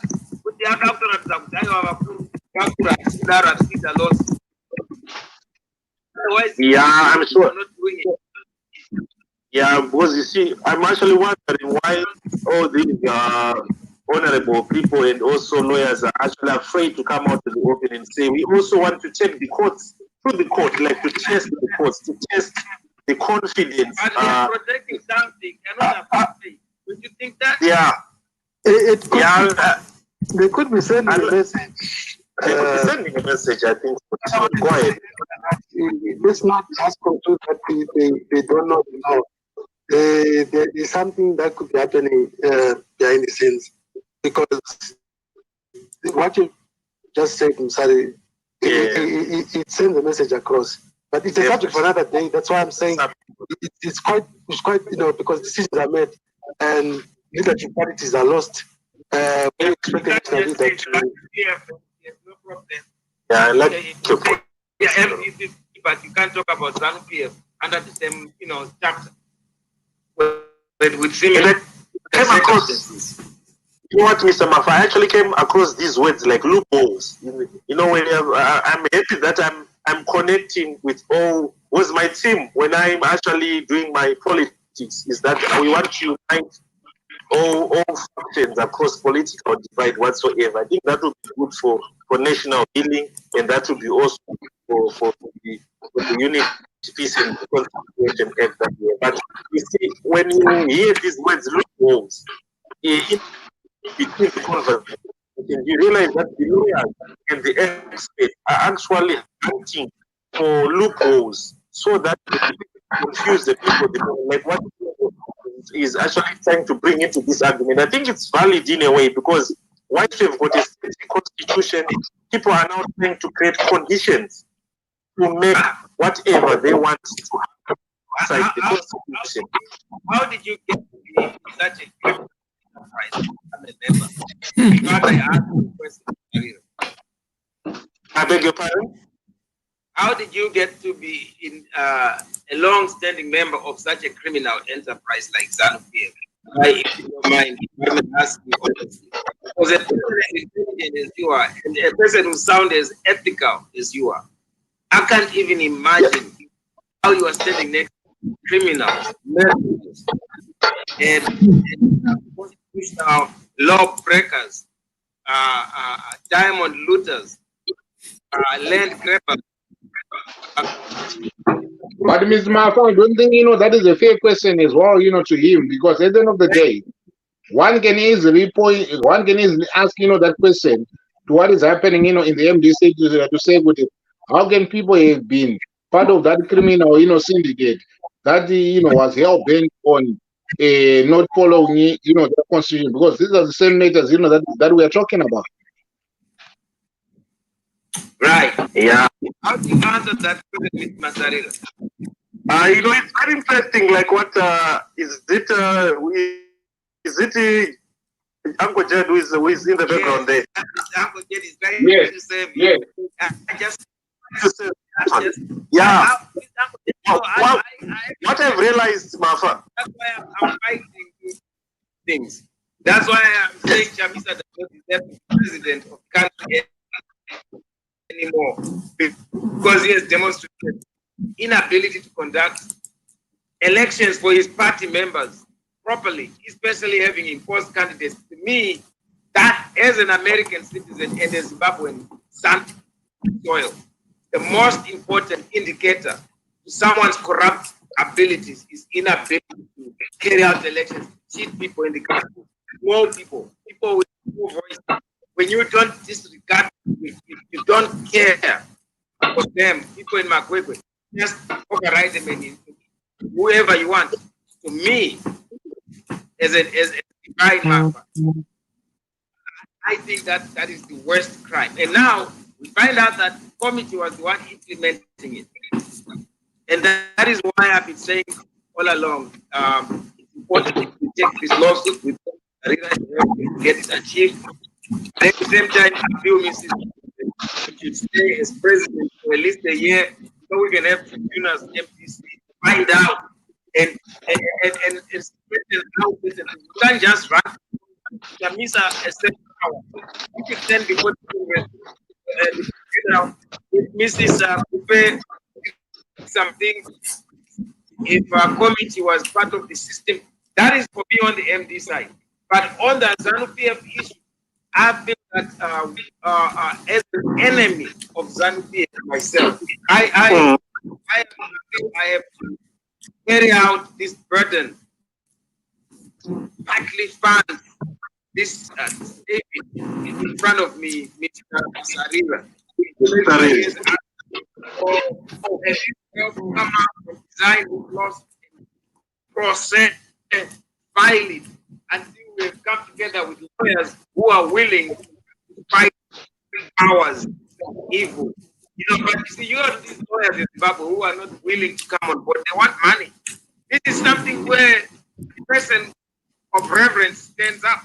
So we're going to do this. We're going to find a way to do it the most gracious way, the most contributive way by many people, because if they believe this is important,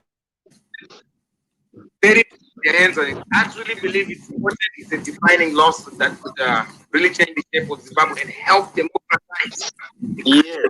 Because the time for military use, army, and using Putin by votes, people are becoming more sophisticated because the internet is making people see what's happening in other countries. Everywhere. Why are we so behind? Why are we? Even Temba wants to show us ghetto. But yet, you can't say the couples are not repairable. So life must change in Zimbabwe. Life must forward in a positive direction. We are going to have a new thinking and only be brought by what difficult tasks like this loss. That is what Chamisa invested in. This is Kupemas have been invested in. As Mr. Nanga was, you know, you're not elected, right? You know how we want to lawsuit against Chamisa. We're going to do the same to you. We're sponsoring a lawsuit. You see, this should be done on a basis. Yes. You know, when I say enemy, I think opponent. I want you to get it right. But I also use the name the word enemy because that has done things in many ways. So there's a lot of but then there is this worry about corrupt activities and the behavior. Then you say, but these are my brothers, but the things they have done to us, and we live in the same country. The way they have taken away resources and given them their friends in this road that Mr. Mawere says is one road that all people are there and everybody is welcome, but it's crowded with these criminals who are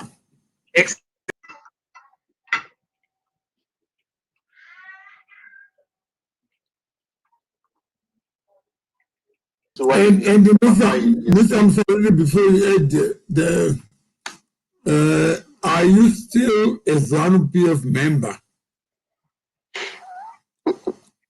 Yes, as far as I'm concerned, I am, because formally, I think we've read this this newspaper story that I was fired, but honestly, it never came to me formally, and I was never served with any paper. But probably that's the another part of unconstitutionalism going on in my party.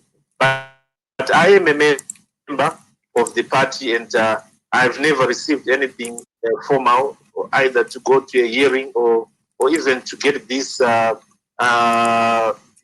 which confirms what could have been an expulsion, like what the newspapers are saying. So I hold to what is formal. And also to answer what Mr. Mafa was saying, why I could be still a ZANU-PF member right now. You know, when you read the ZANU-PF constitution, especially the preamble, it is as sweet as the national constitution. Yeah, it is quite good. You know, it tells you the background of where we came from in its natural sense. The 20 points of the preamble of our ZANU, it goes back to how the ZIPRA and the ZANLA forces came together to be constituted into this body corporate, which became ZANU-PF, and which also is actually successively changing, shaped by the Unit Accord of 1987 and so forth.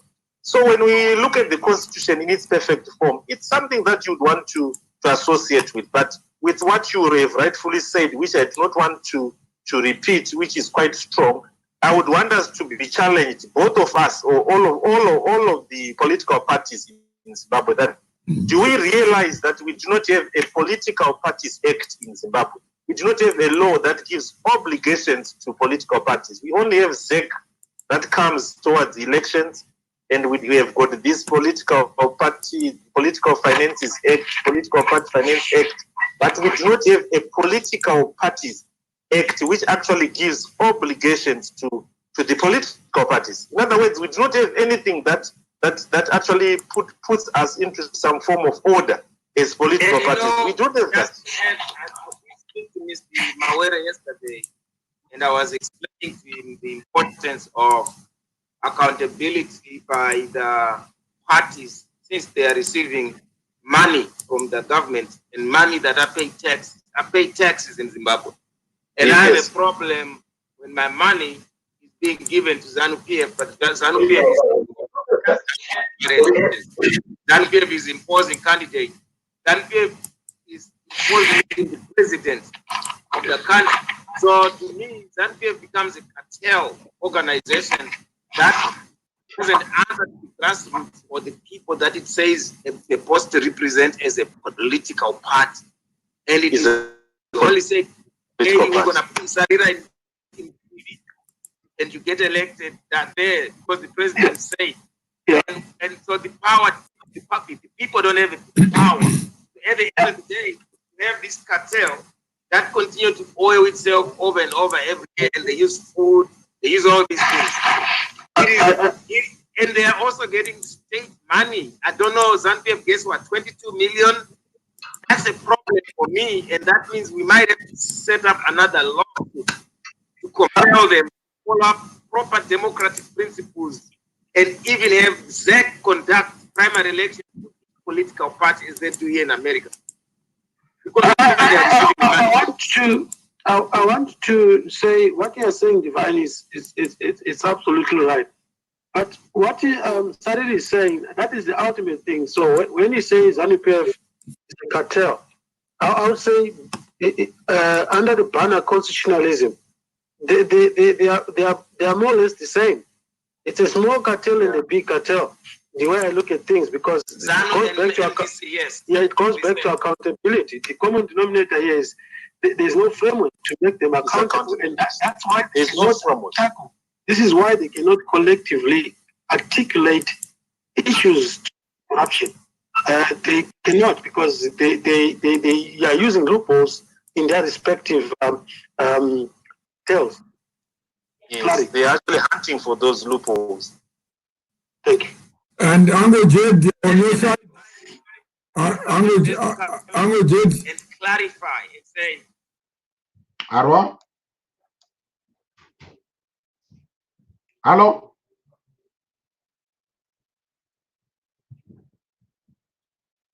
Hello?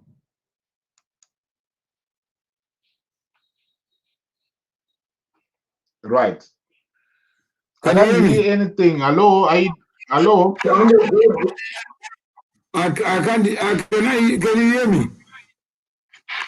Yeah, I can hear you. Can you hear me now? I can hear you, yeah, very well. Right. Okay. So, okay. What was the question that you want to report? To pose? Well, I wanted to check with you on this subject of constitutionalism. Yes. The events of yesterday, events in court, and the seemingly unending legal battles and procedural things. Yes. So, what is the question there? I'm saying, do you think we're getting closer to a shared understanding of what constitutionalism is? When people say uphold and defend the Constitution, do you believe that we have a shared understanding of that? From what I, from gauging with the events of yesterday and Yeah. the narratives, that came out of that. I want to believe, Kuti, their counter happenings that are occurring when it comes, to this matter of constitutionalism. I want to believe that there's an acknowledgement by both parties that the issue of constitutionalism matter, and the constitution must be adhered to, no matter what. It does not matter the circumstances or the situation, but the constitution must be upheld. The provisions of the constitution must be applied where they are supposed to be applied. But the problem that we are now having is we are now having certain individuals that want to be discrediting other individuals on the grounds that these people are not constitutionalists. And the bottom line when it comes to that is to just be settling political scores. So the situation is we are having politics coming into play, and the legal argument, the legal battle, in as far as the issue of constitutionalism are concerned, also coming into play. So it becomes now an issue, Kuti. If you look at what is happening, I want to believe that the people that are in positions of power do understand exactly what constitutionalism is, do understand exactly the demands of constitutionalism vis-a-vis the constitutions of the organizations that underpin their existence. But now, there is now an attempt to want to play to the gallery, to want to deceive a gullible audience into want to believe, Kuti, the issues of constitutionalism do not matter. There are people that are hell-bent on testing each other on who is a constitutionalist and who is not a constitutionalist. But we know, Kuti, the facts and the events that have led to where we are very clear. There's no one that should be rewriting any script because the script has been rewritten already. Events are clear, circumstances are clear. And it is a matter of people just going back to the drawing board and upholding what their constitution says. But because we want to be setting political scores, the danger now that is coming in is we have got an issue whereby if you are not attentive to the things that are happening, and if you are a person that is easily swayed by populism or the popular sentiments, you are going to ignore what is there in terms of the Constitution. And that right there But is a maybe situation that is created, that is going to be causing a confusion in our understanding of what constitutionalism is all about. But Uncle Jed, Yes. do you think that the literacy level around the subject of constitutionalism is high enough to lift Zimbabwe out of the lawlessness that it may find itself? Because this is not just lawlessness in government. Even people outside government seem not to have a shared understanding. And they, you know why I'm asking you this question, Uncle Jed? It's a very special day in Zimbabwe. Right. Enlighten me. It's called a divorce day. Okay. The Supreme Court of Zimbabwe used to be the apex court. Oh yes, oh yes, oh yes, I hear you. Oh yes. And today is the divorce day where the Constitutional Court has been separated from the Supreme Court. And the Constitutional Court is the apex court. Yes. But it's not busy on constitutional grounds. Even the NBC case was not presented as a constitutional question. Right. It was presented as something else. Whether the appointment of Chamisa and Muzuri was in accordance with the Constitution. So if Ango Jedi, I want you to bring back more Musariri, Komich, to say how far are we. I want you to bring Monzora and Mafa and Musariri. Yes. How far are we? Because sometimes we talk and talk, but the people we are talking to, we think they are applying their minds to what you are saying. Right. I hear you. But actually, our bigger finger pointers. Yes. They see a problem in ZANU-PF like Mafa. He's saying ZANU-PF is full of cockroaches, caterpillars, mosquitoes. And yet, MDC is not immune. Absolutely. Absolutely. And you know what someone was calling Mafa even here? Yeah. And uyu Mafa chacha BP uyu.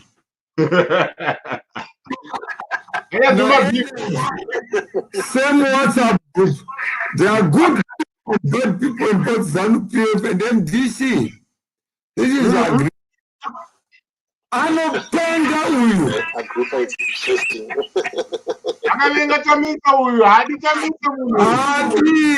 This guy thinks that Zimbabwe owes him something. He's so bitter for no reason. I think every time Agrippa hears,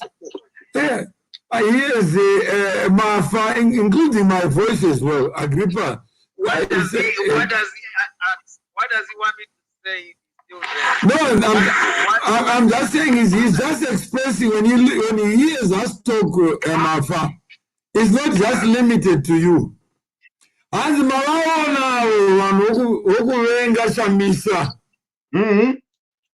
And all these decoy about constitutionalism. These are hypocrites.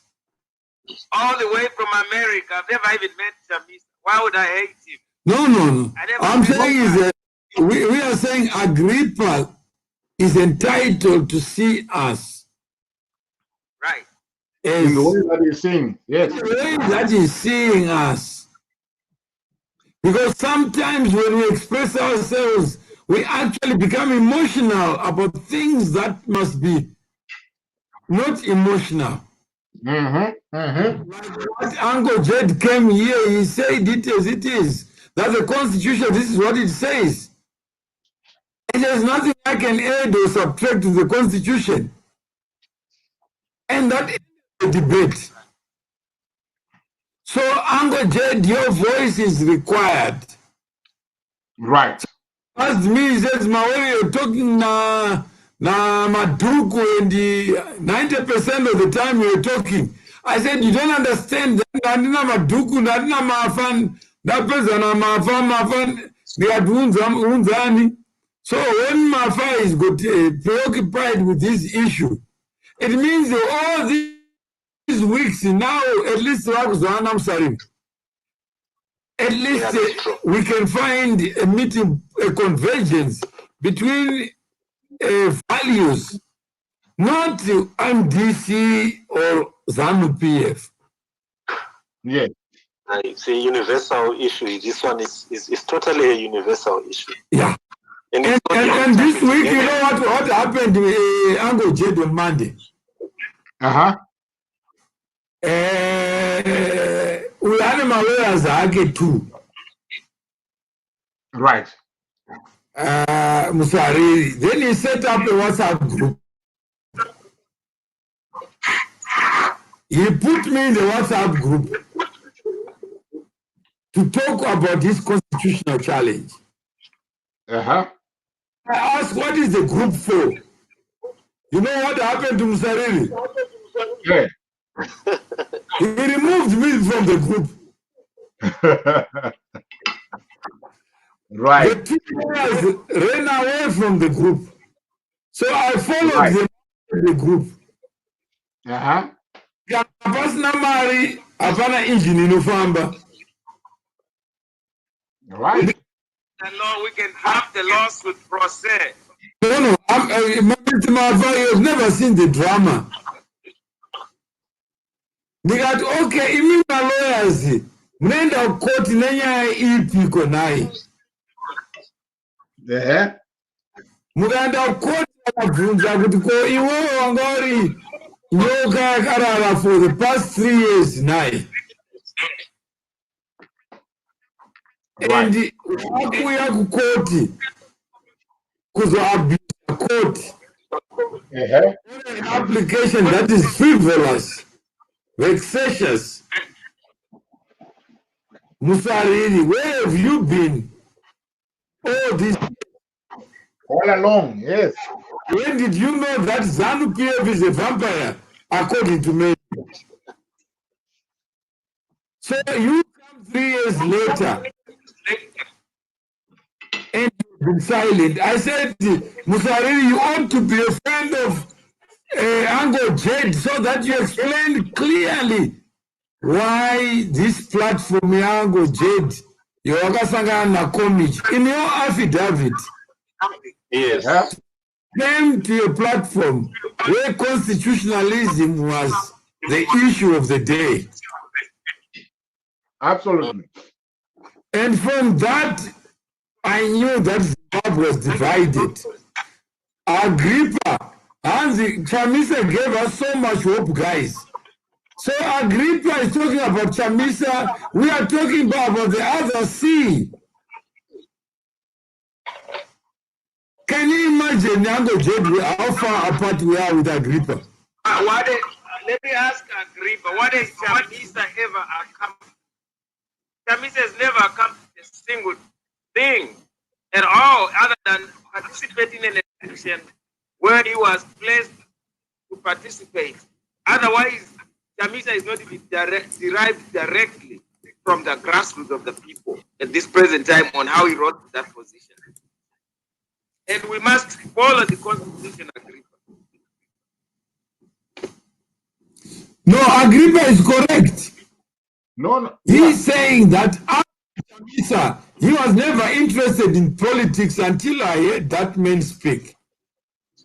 Can you imagine? Chamisa used the money that is misappropriated. And then you get people like Mafa or Mafa. No, but you see, Mafa, Agrippa is not interested in that. Agrippa is interested in the substance of the information that he had. Remember, information is power. Remember, words mean something to different, mean something to people in a different way. So whether Nelson Chamisa was being bankrolled by so and so, it does not matter to him. But what mattered to him is the message that he had. And according to him, I want to believe that he wants to say it is the message of hope.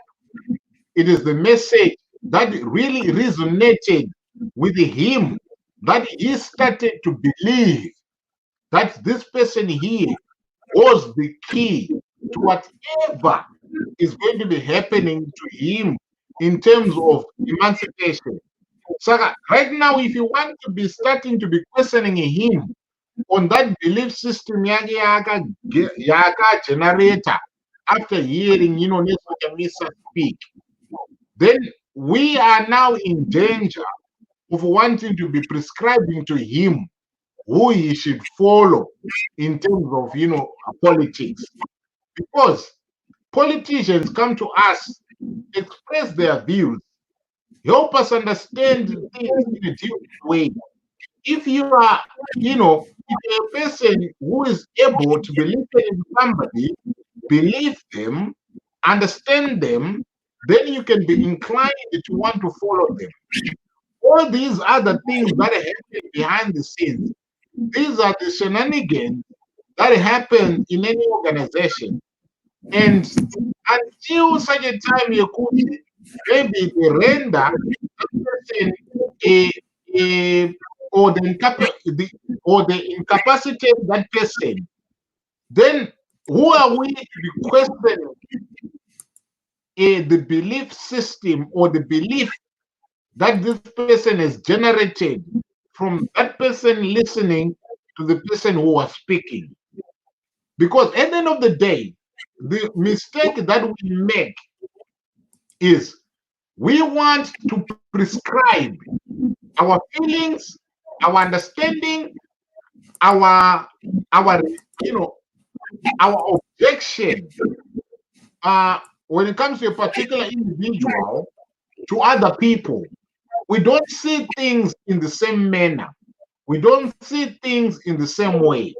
If somebody is approached and they are sold an idea, and if they buy that idea on the basis of what has been sold to them, we cannot then turn around and start to be accusing that person of not knowing what they are doing. Yet they've made their decision on the basis of the information that is available to them.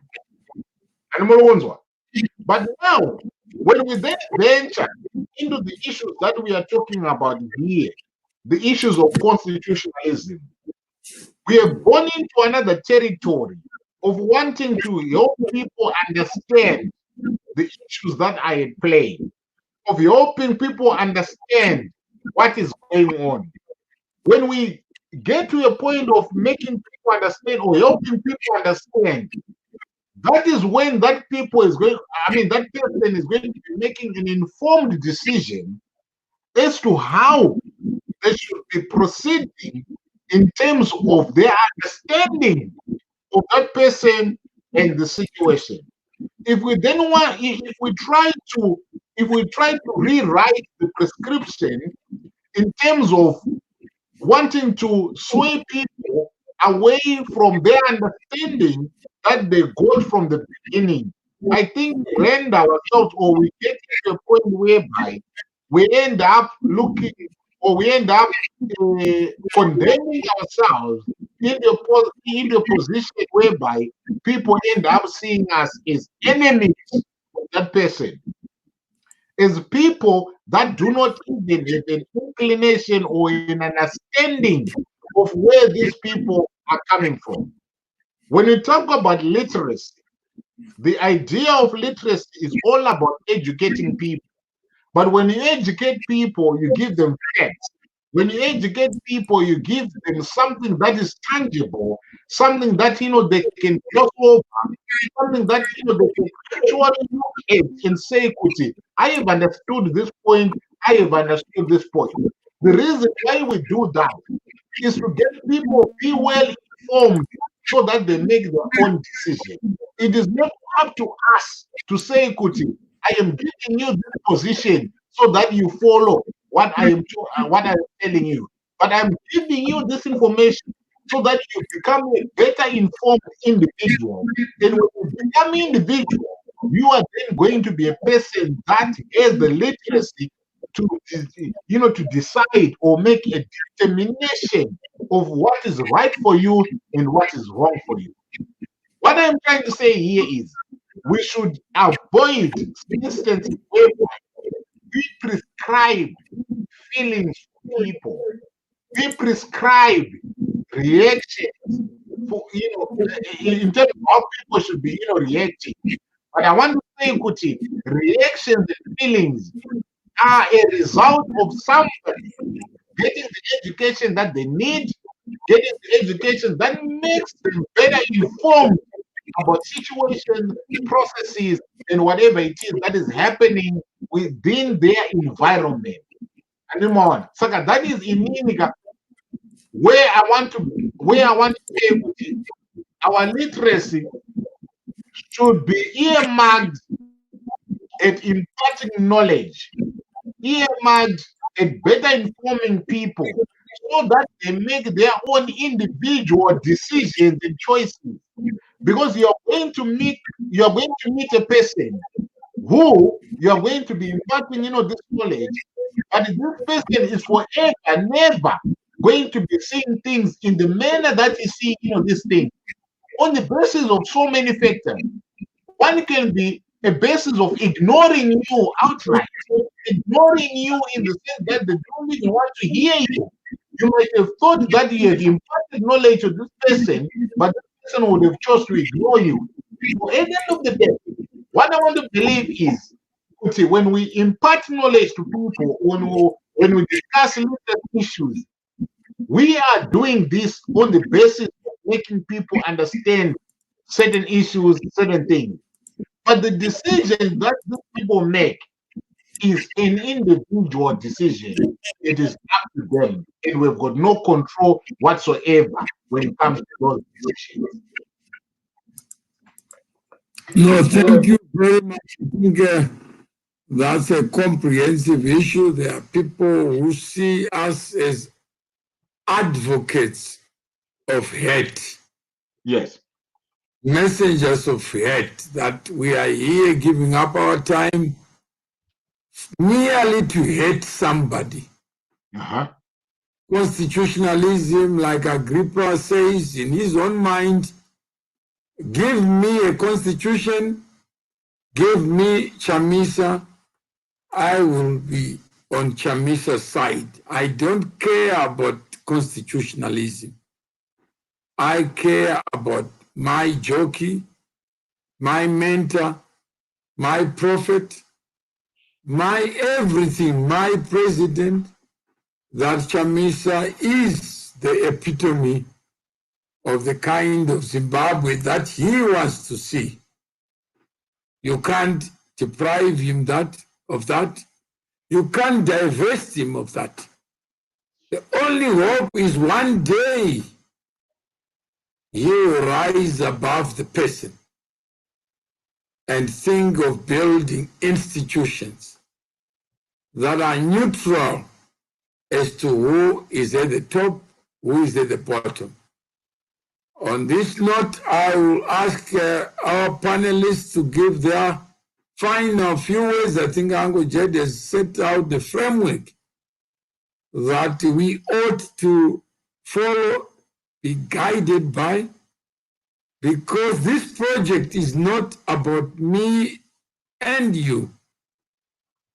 And I am so encouraged that people like Mafa will be so vocal about what they believe in.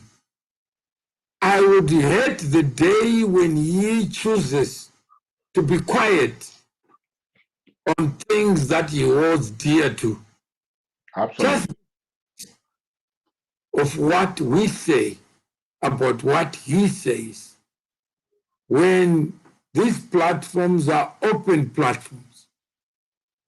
And if he can give up the time to educate others, even where he may be wrong, he is not wrong to himself. But where he can learn, it means we all learn.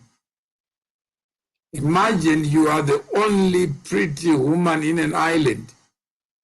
There's no ugly person. Would you still be pretty?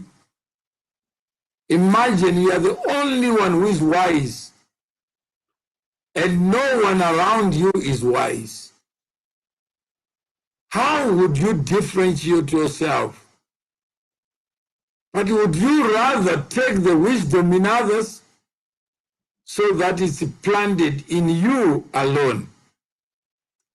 So we have this opportunity of rising above so that we can speak with our own voices. So, Mr. Signoro, you got the first 2-3 minutes to just sum up. On today's show, what are the key take-home points that you think you have learned and are worth sharing?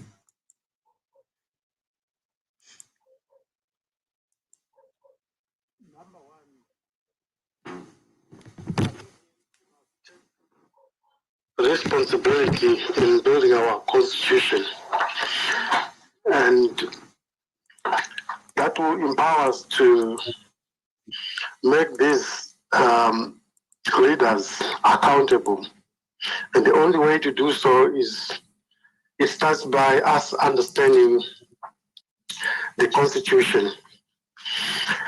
And I will not say much, but I would like to say my view is that the issue at the moment, we may look at it as a coupe judgment, but it is no longer a coupe judgment. It's no longer a ZAN MDC and ZANU PF constitutional issue. It's now an eye-opener to all of us, which will possibly help us in achieving the only thing that we've always wanted to, which is getting Zimbabwe working again, and that can only be achieved through unity. So unity can only be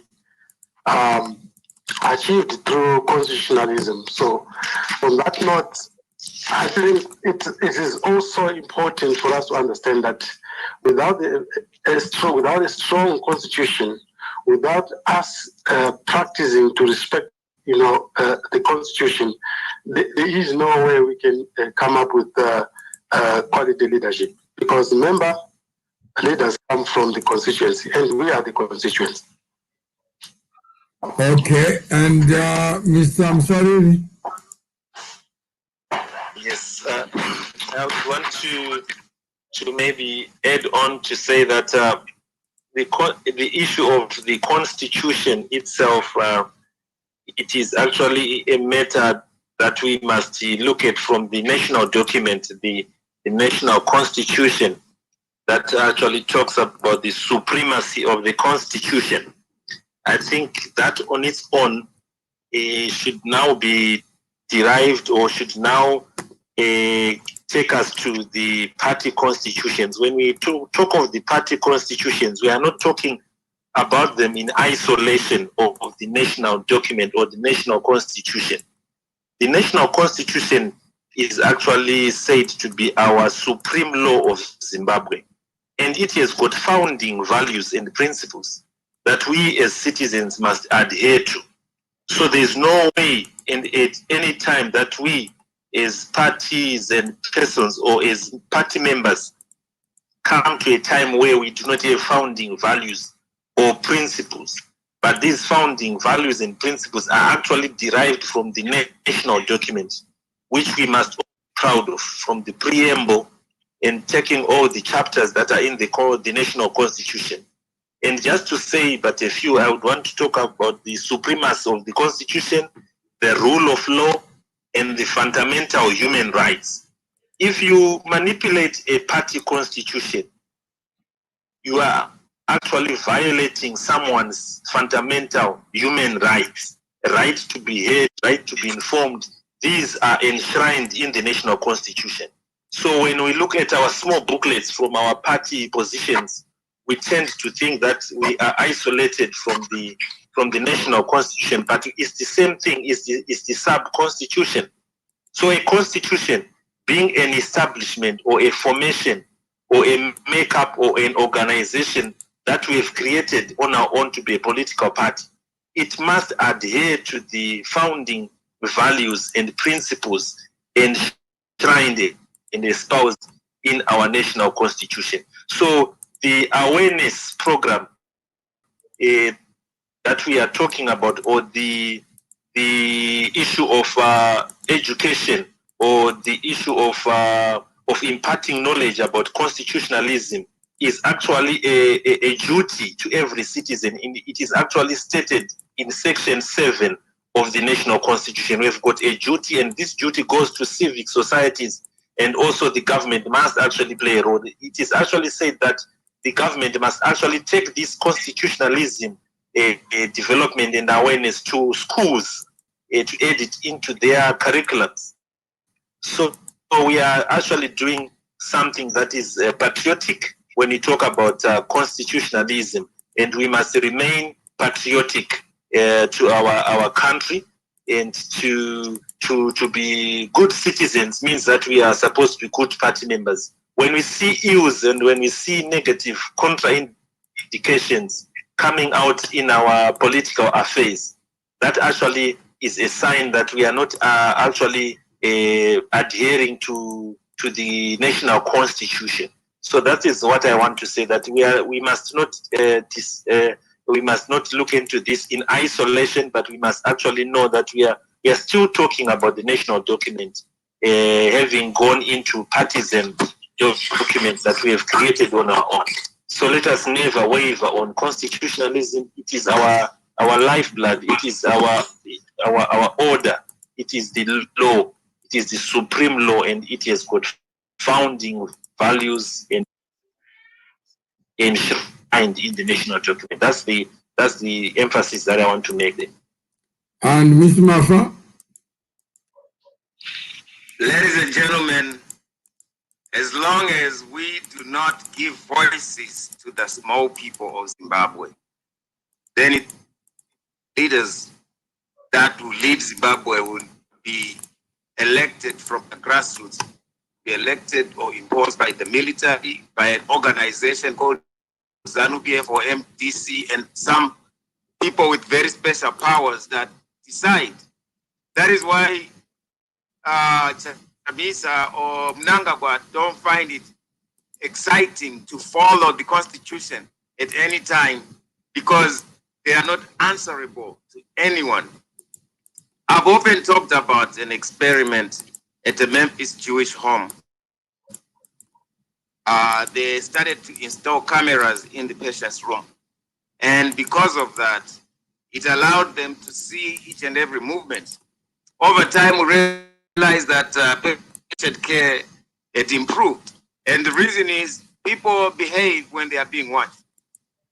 When a leader does not answer to the people, for example, I'm going to talk about MDC, where many of the people in MDC are anti-ZANU activities, and they tend to represent a party called MDC, which also represent other parties sometimes as an alliance when we go to elections. Because we all believe that ZANU-PF is an unconstitutional organ, and it is in power because of an unconstitutional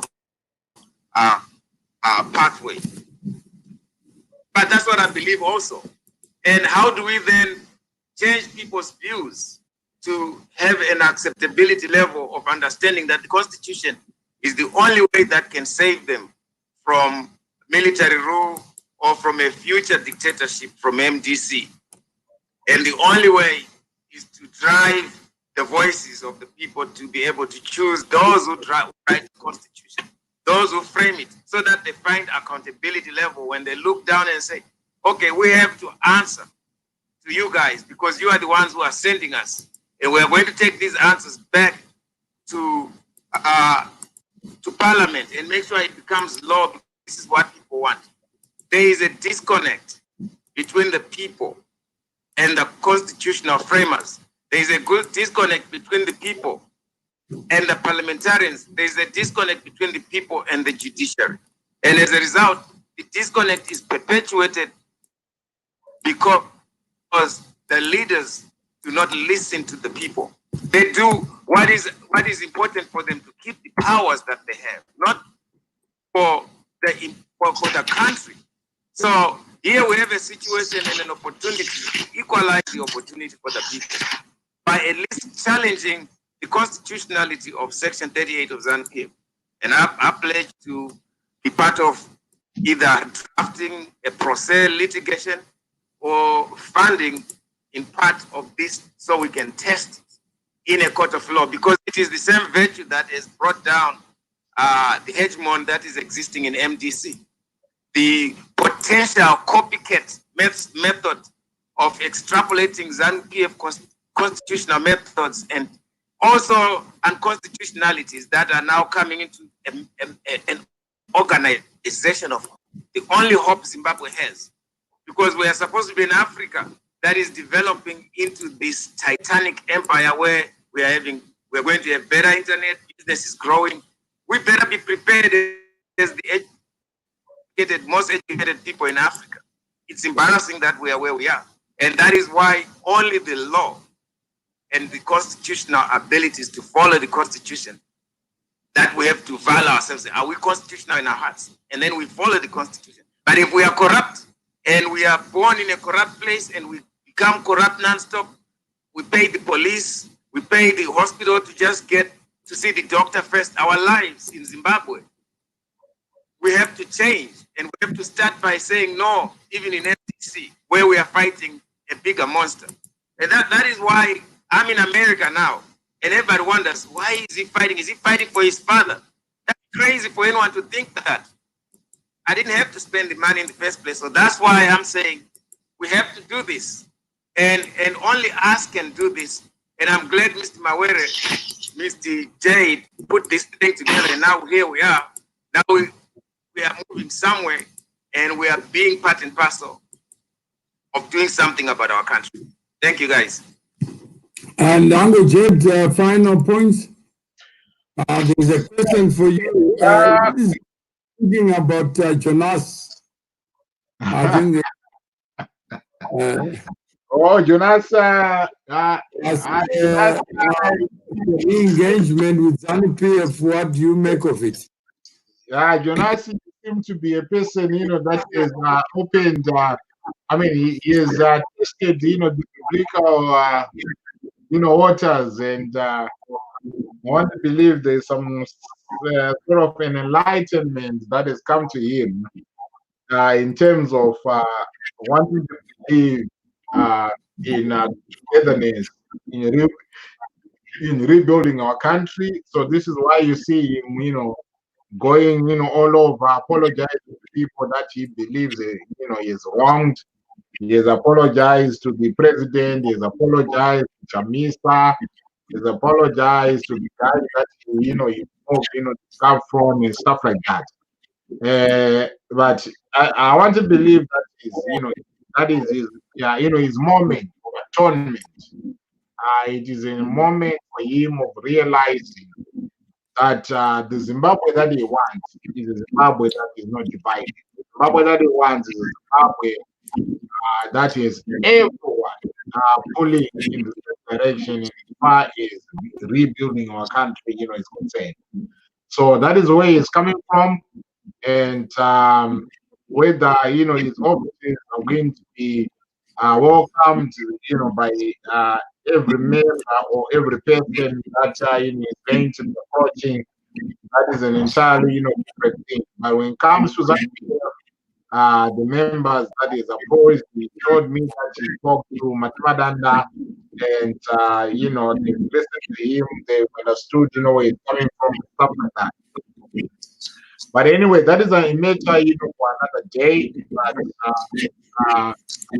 take away from there that unity is important, cohesion is important. Us seeing using the same lens is important for the benefit of our nation. But when it comes to the issue of constitutionalism and how we understand it, I want to believe that we have got a long way to go. I've been involved in issues of constitutionalism, but back then I had no understanding of what I was involved in. I'm talking about the period of 1995, when under the organization that was popularly known as FODES, I think Monzora spoke about it. That organization was on education of the people when it comes to issues to do with elections, conscientizing them, their rights, and what they're supposed to do. Looking back at those, at my participation in that endeavor, I want to believe that it is the same thing that we're talking about, the same issues that we're talking about, the same constitutional issues that we are referring to at this present moment in time. The problem that I see with us as Zimbabweans, it is us as a nation, as a people. Our politics has become so polarized in such a way that if anybody approaches you, comes to you, gives you an issue or gives you something that requires you use your brain, contemplate on it, and actually understand what that issue is all about, we tend not to want to indulge ourselves, in that. Whether we are lazy in putting our brains to be analyzing things or critically viewing issues, I do not know. Whether it is the polarization that is affecting us, I do not know. But what I do know, given everything that has happened ever since we started this discussion on constitutionalism, I want to believe that we have got a long way to go in terms of helping our people understand what constitutionalism is, the factors surrounding that. I cannot pinpoint them at this present moment in time, but I want to believe, Kuti, the polarization that exists is a hindrance, it is a barrier for people to be understanding some of these issues, that we're talking about.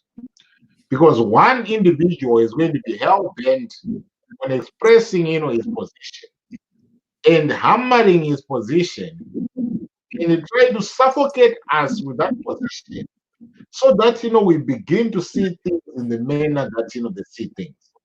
When you hear somebody saying the fair, saying fair, and when you hear somebody saying the CCC, no matter what you say, no matter how divergent they have been from what you are saying, even though there is every reason that is backed by facts that you are saying the right thing, that person is forever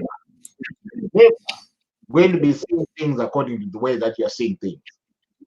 So I want to thank everybody that has joined us. Madam Mafa, we had seen you here. You, Mr. M. I want to thank you for this discussion, that we are having.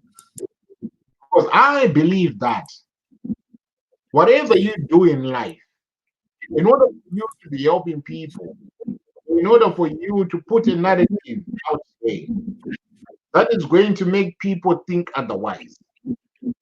The moment that you, or the moment that information or that knowledge helps one person understand their circumstances, I think we would have done a great job, because everything starts with one step. You can never build something from 100 steps, but everything starts, with one step. I want to believe we are in the right direction when it comes, to constitutionalism. Forget about the numbers. Forget about the people that come and watch it. But one thing that I know for sure is everything that we say, we are going to be guaranteed that one person is going to come behind the scenes and say, I now understand that. So I want to believe that we're making a difference. I want to believe that we should continue on this path where we are. This issue of constitutionalism is bigger than Emerson Mnangagwa, is bigger than Nelson Chamisa. Because what we are trying to do here is we are trying to conscientize our people such that they become knowledgeable with information that they can pass on to the future generation. The likes of Nelson Chamisa, the likes of Emerson Mnangagwa, they are human beings. They will not live forever. But this dream, or whatever it is that we're talking about, the issue of constitutionalism is an issue that is going to live forever. It is going to be passed on from one generation to another. So we should not tire. We should not be dissuaded. We should not think that people are not listening to us. People are listening to us. People are understanding. Right now, the likes of Conzoras, they are being accused of being constitutionalists. But if you want to see where those ideas have been coming from, have come from, it is the shows that we have had. It is the programs that we have had, the likes of Mafa, you, Mr. M, Mkoba Masarira, that they have energized people on the idea of constitutionalism. So I want to believe that we are onto something, and when you believe that you are onto something, it is a disservice to yourself if you abandon, that cause. This is a cause that is not worth abandoning. This is a cause that is worth of driving forward. So, me as an individual, me as a Zimbabwean, me as a person that believes in constitutionalism, I say this is never going to be the last. This is never going to be not the only opportunity that I've been given to be speaking about constitutionalism. I'm going to be speaking about this until kingdom come. We need our people to understand the issue of constitutionalism. Because if we say we are constitutional democracy, then there's no need for our people not to understand it. We need to make them understand. So on that note, ladies and gentlemen, good night. Well, thank you very much. I think for all the listeners who are there today, tomorrow, the record is there. And as Ango Jed said, as Mafa said, as Msariri Signor have said, today was a day just to deal with one aspect, understanding the power to convene a national council meeting. Where does it reside? I think we are coming out of this conversation with one voice. And that voice speaks to what is written in the Constitution. ZANU-PF also has a similar provision in terms of Central Committee meetings. If we can live with that, then it means tomorrow when these issues are brought to the fore, we have some understanding of what authority derives from the Constitution. The limitations, the prohibitions, And also the permissions in the Constitution are important. So we are going to proceed with this conversation as we touch different aspects of where this idea comes from of having a president. What does a president mean in terms of a constitution? What does a president not mean? And Mr. Mafa, thank you for being active. There can never be an active citizen without a voice, and they don't use it. Thank you for agreeing to associate yourself with these constitutional questions, so that through people like Musariri, we can get inside the court. And Musariri will say in his affidavit, I understood the power of constitutionalism from Mr. Mafa, who is a member of the MDC, but who is concerned that absent constitutionalism, he has no home to go to. He can't go back to Zimbabwe where he left, knowing that the people in power can use arbitrary and unilateral means. They can operate above constitutions, whether they are written or not. People seemingly literate who pretend to be illiterate only for the purpose of achieving the ends they want, or denying that small person in whose name a constitution is written the right to say no, not in my name. And I also have a voice and must have a voice.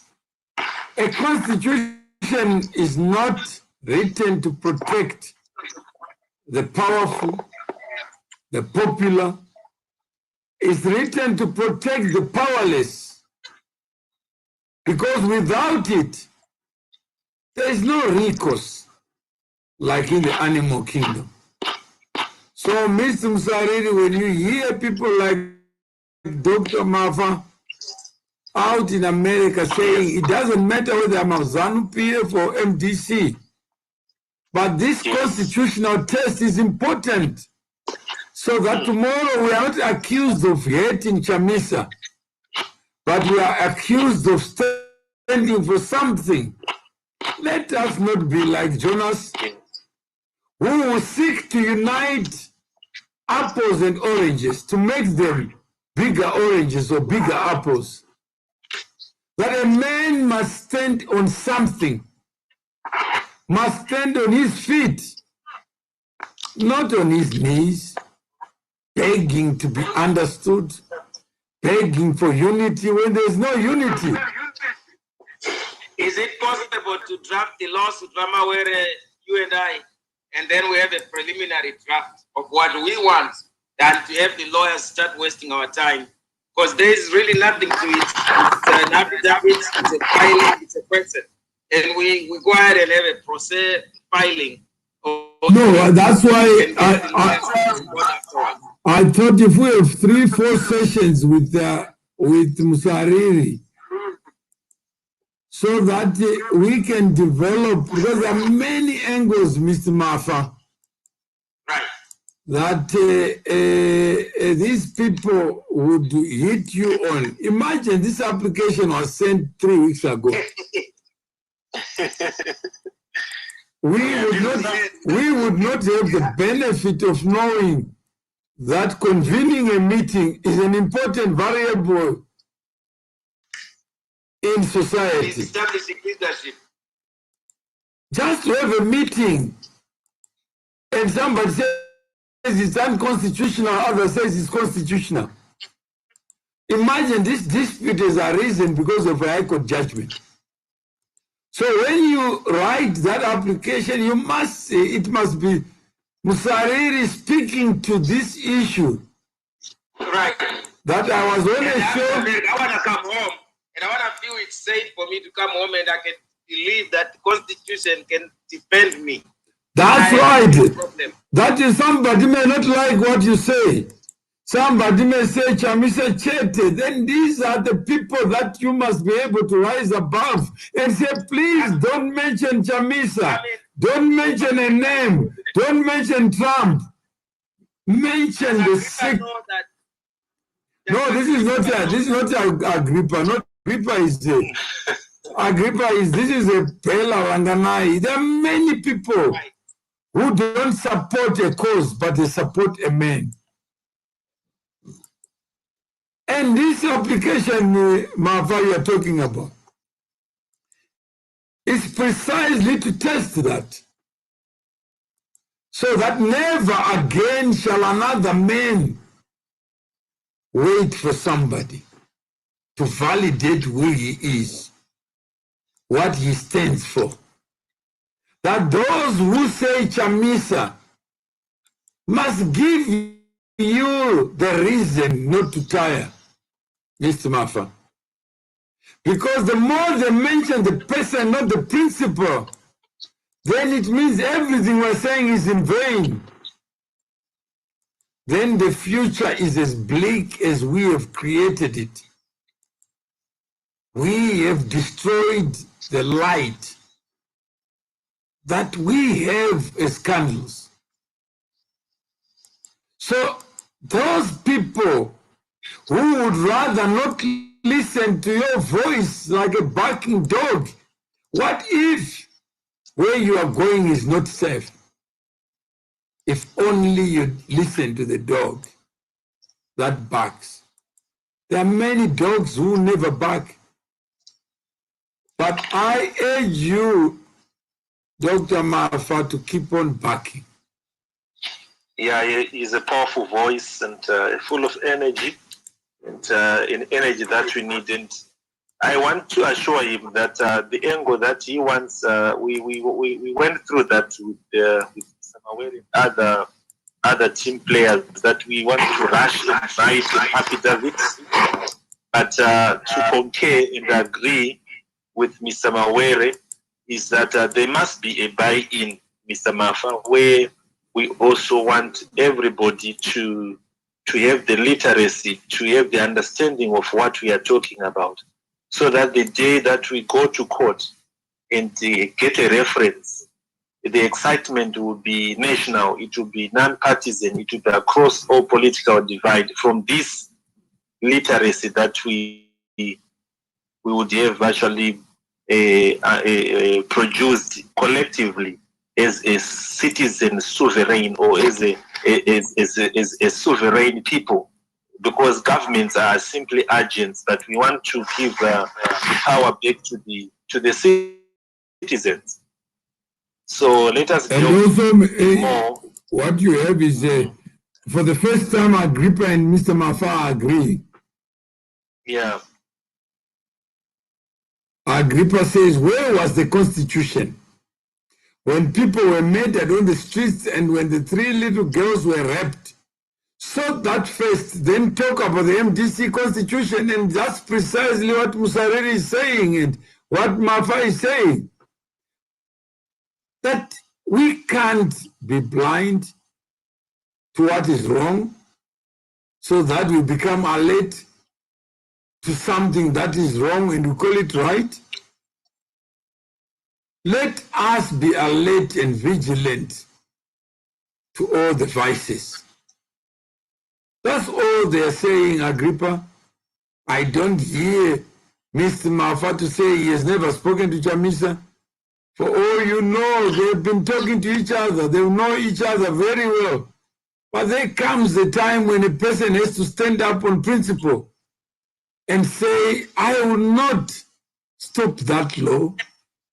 I will rather stand for what I believe in.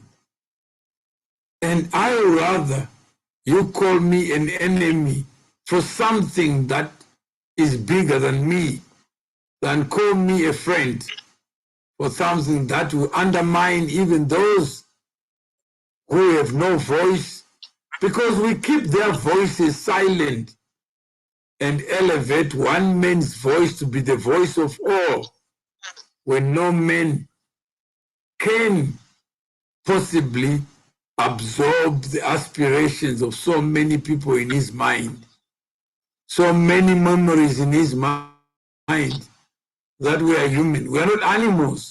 When we say rule of law, we are saying we are the only creatures created with life, but who have the power to think, the power to reason, and the power of free will.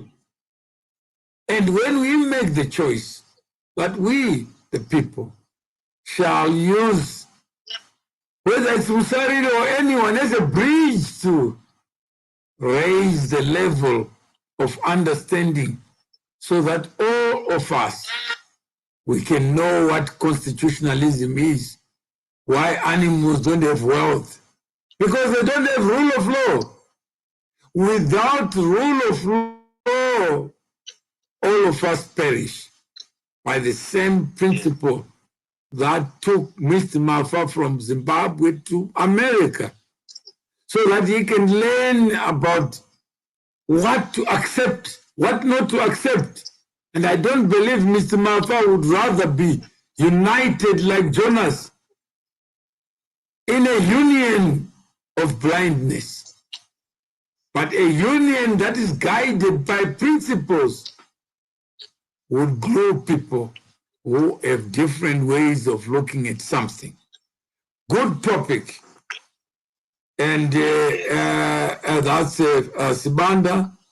Defend Chamisa with every breath you have.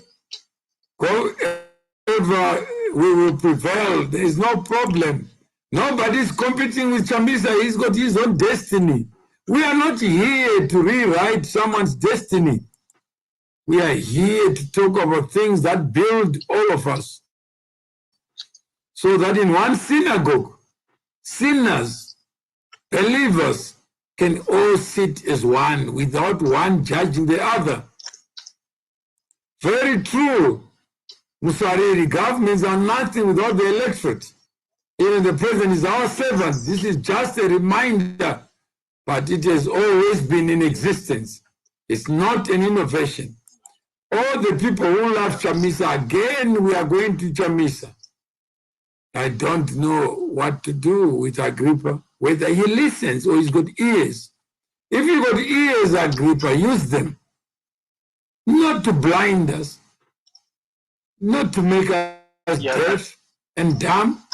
There's one area that I wouldn't want to forget to say, if you allow me, Mr. Mawere, that I found out. There is what we say loyalty to the party and loyalty of persons. Maybe one of the days we must come back and also align that to how parties exist as legal persons, because we are blinkered usually to thinking that loyalty to, for example, I'm just giving it as an example, although I'm a ZANU-PF cadre, loyalty to Chamisa is not the same as loyalty to MDC. Loyalty to ZANU-PF is not the same as loyalty to Mnangagwa. These are different things. Loyalty to the party means that we are loyal to the principles, and the guiding principles are enshrined in the Constitution. The objectives of that political party, they are actually prescribed in the Constitution. What you subscribe to before, and as you are a member, before you become a member, you are told the objectives of your political party, the vision, the mission in Article 1 or the first parts of every constitution. That's what you are saying that you want to associate with for the rest of the time that you're a member. But as for membership rights, they are also there in the Constitution. So we want to really come to a point where we come one day when we separate the two, loyalty of persons versus loyalty to the party, because these are different. The party is a legal entity on its own with the objectives and with aims and objectives that are clear, and with a membership clause that you are subscribing to. and with even a membership, an annual membership fee every time that you re-register. So you are loyal to the party. But loyalty of persons is not the same as loyalty to the party. So we want to come back to talk about this. I want to participate on this the more, because we are usually taken to disciplinary actions for not being loyal to people when we are actually loyal to the party. If I'm adhering to the principles of my party and also paying my membership fee and also adhering to the vision and the mission of my party, I think I will be the most loyal member of the party. But we must not misconstrue this to mean that we must be loyal to persons who are also supposed to be loyal to the party. So we are going to delve into this maybe at a later stage of our constitutionalism, because these are elements of the constitution that I'm talking about. So Agrippa may be loyal to a person, but he must actually know that today we are talking about the principles of these parties, the MDC and the ZANU-PF as parties, as bodies, as juristic persons, not as natural persons, but as entities that we have subscribed to. I think that's a point to note, Mr. Mawere. No, that's an important point. And, yes, let's talk about that. You can't disrespect 2.6 million people. As they say, yes, they will use the constitution to disregard your vote. That's not fair. However you look at it, you need to listen to the voice of the people. Yes, let's talk about that, Agrippa. There is no topic, and our good man has agreed to be a good man and to come back and talk to this as a party member. There are many of us who talk about parties, we never become members of anything in our lives.